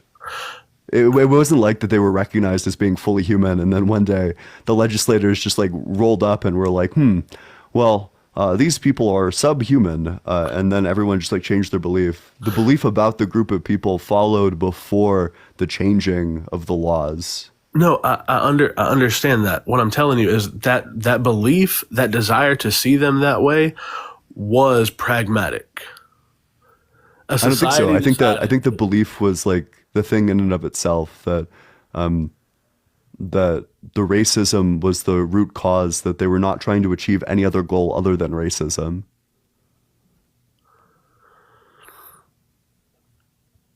That's inherently false. What goal do you think that they were trying to achieve? Like, what do you think their main goal was? What were the slaves used for? They were used for like labor or other such purposes. Like they were used like just a lot of purposes. There we go. That was the purpose of slavery. Yeah, so there was labor, but then a lot of slaves were also like sexually violated. But I've already like disproven this. So if their goal was labor, then why didn't they enslave a bunch of poor white people that would have been much more economically efficient? Because in the white people, the European people, first off, there are like, okay, we have to acknowledge probably the role of government. Look, I'm speaking a little bit from, I don't want to say ignorance, but I haven't studied this. My assumption, we can look it up, we can figure it out. My assumption would be there are probably laws on the books in Europe that you couldn't just round up people and force them to work. Probably. So Africa had no such laws. America, probably no such laws that you couldn't bring. No, but so there was European slavery. You were allowed to enslave Europeans. The restriction there was just like heavy restrictions. There were heavy restrictions on it. Yeah, and so in America there were not those heavy restrictions. Yeah. So why couldn't they have just like rounded up like poor European slaves and then just taken these people over where there were no such restrictions? So what I'm telling you is they looked and they said, hey, those people over there, they don't know this is the way we view people. We can take them. Yeah, but they already owned slaves. So okay, think about this economically. So if we have America and then like Europe and Africa over here, why would you want to go from Europe to Africa and then to America when you could just go from Europe to America? It would have been much more economically efficient. You wouldn't have had to make like trips like this. You could have just like enslaved white Europeans and then just gone straight there. Because but the reason why they would do something this economically inefficient is it's because of racism. It's because they ontologize them as a completely different category. It's not, they weren't trying to be economically efficient. They were trying to do racism. Okay, which I still believe speaks to that moral thing that I was talking about. Yeah, exactly. But so the difference again is just a difference in ontology, right? That it's not like they viewed slavery at some level as wrong, like slavery against humans. It's just that they didn't view black people as human. They had the same moral intuitions. So were they right? It's just that they categorized them in such a way where those moral intuitions evaluated differently. So were they right? They were not, in my mind, they were not right. No, they were I agree. very wrong about they were that. not But that's right. because I categorize black people as being humans. It's a difference in categorization. Okay, tell me this even. If and this is hypothetical. I want like abundantly clear. Humans are humans, right? Like, yeah, sure. There is one human race. Yeah, but they didn't think that black people were humans. Right. If they had been right, would their treatment have been morally okay? No, because I also think that there's because I've done a lot of analysis because I think like the eating of animals, for example, I think like eating animals is probably also morally wrong. Like I think even if they were like 100% right in this like wacky racist world, if they were 100% right, I would still think it's wrong because inflicting suffering on somebody else is wrong. Right, absolutely. Like I'm with you, and that's fine. That speaks to that moral thing that we all know. They tried to use a justification around it, and because they had the power, their justification was allowed. But but I don't think you want to go on the slavery topic. Like, do you think that biblical slavery is wrong? Absolutely. Okay, so it seems like they didn't think so. Who? God. Where like so the Israelites so being this freed is from just going to be Egypt? in like Leviticus. I think it's Leviticus 15. Let me look it up. Sure.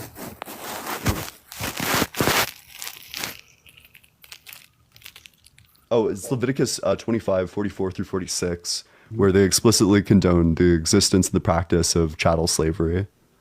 And what does it say? Yeah, so it says, let's go to it. Boop, boop, boop. 44. Let me get out of this terrible version.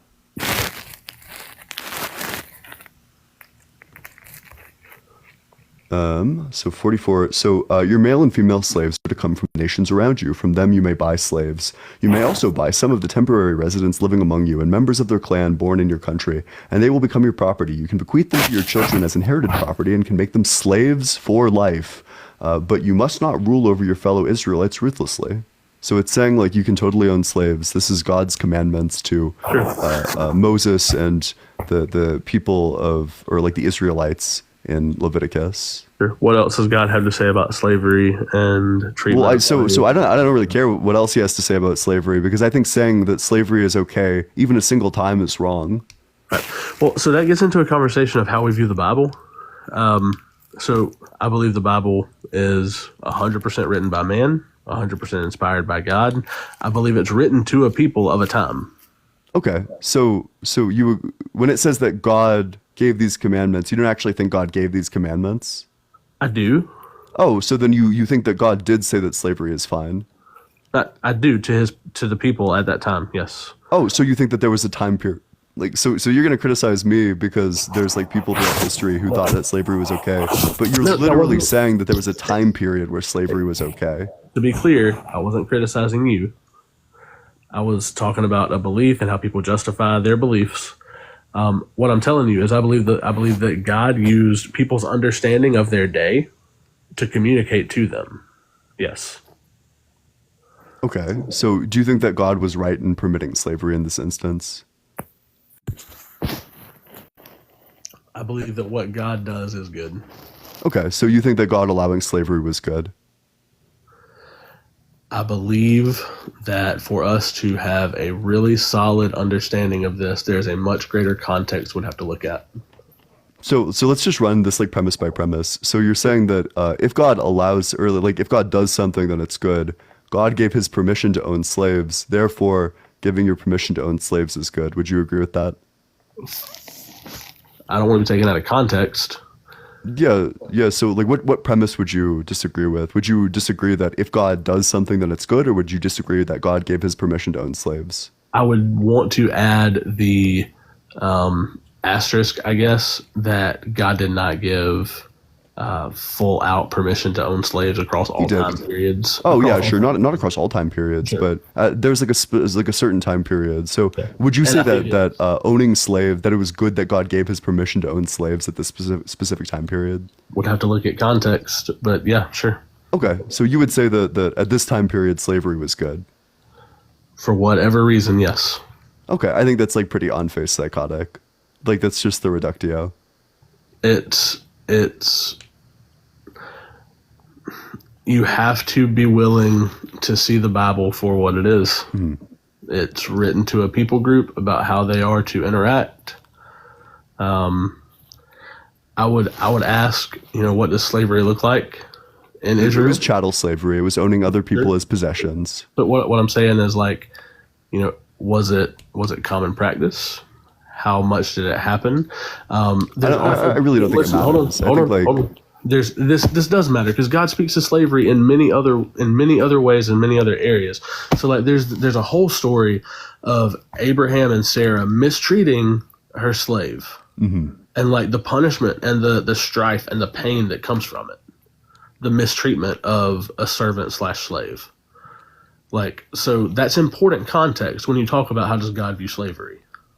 Yeah, I think that every form of slavery is wrong, actually. I don't think that there's a single form of slavery where I'm like, wow, I'm so grateful that form of slavery exists. Like, what the fuck? Obviously not. I agree with you.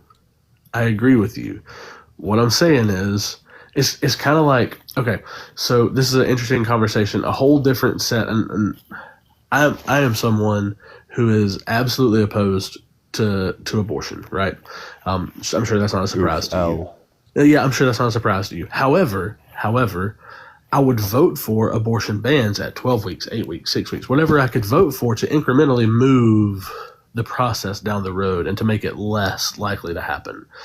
So what I'm telling you is I would wager, I would look at Israel's path, I would look at the Bible's path, the way the Bible talks about slavery. There's an incremental move away from slavery. Why couldn't God just say no slaves? I don't know. I'm not God. Could God have said no slaves? God can do anything. Okay. So would it have been better if God said no slaves or if he said slaves sometimes? You're asking me to explain God's purposes, and I can't do that. Well, this is because for me, the atheist, this is like an extremely easy question. Well, no slaves. No slaves. Always no slaves. There should never be slaves.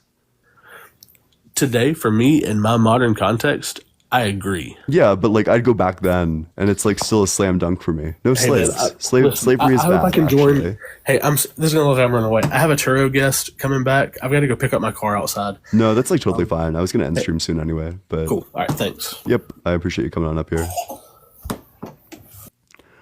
Make sure you double tap on that screen. Wait, don't double tap on that screen. Drop a follow. Actually, I'm about to end the live, but I appreciate every single person coming on out here. Y'all are super kind. I love each and every one of you. I hope you come back tomorrow. I think on Sunday I'm doing a feminism topic with Athena, and tomorrow maybe I'll do the trans topic. We'll see. We'll see how we do. I might do a God topic tomorrow. We'll see. Depends on who's live. But I love each and every one of you. I hope you have a good day. God bless you if you believe in that stuff. Consider joining the Discord as well. There's a link in bio. Talk about politics, religion, philosophy. Everyone of every single religion is welcome to join there. Be 18 or older. That's like one of the only stipulations, and like don't be rude to people. It's a great server. I notify everyone every single time that I'm live. You'll never miss a live because you'll always be notified. And you need to access it via a web browser. So just go to tiktok.com, allegedly.ian, and then you can access it that way. I've been told that the link itself doesn't work, so just access it via a web browser. All right, let's go over and we're going to raid Dean. Dean is currently live on It's Dean with 2 N's at the end. I think that this is Dean's main account. But let's all go over. We're going to raid Dean. It's going to be a fun old time. I love all of you again, and I'll see y'all later, and I hope to see you in Dean's live when we go raid him. All right, bye-bye.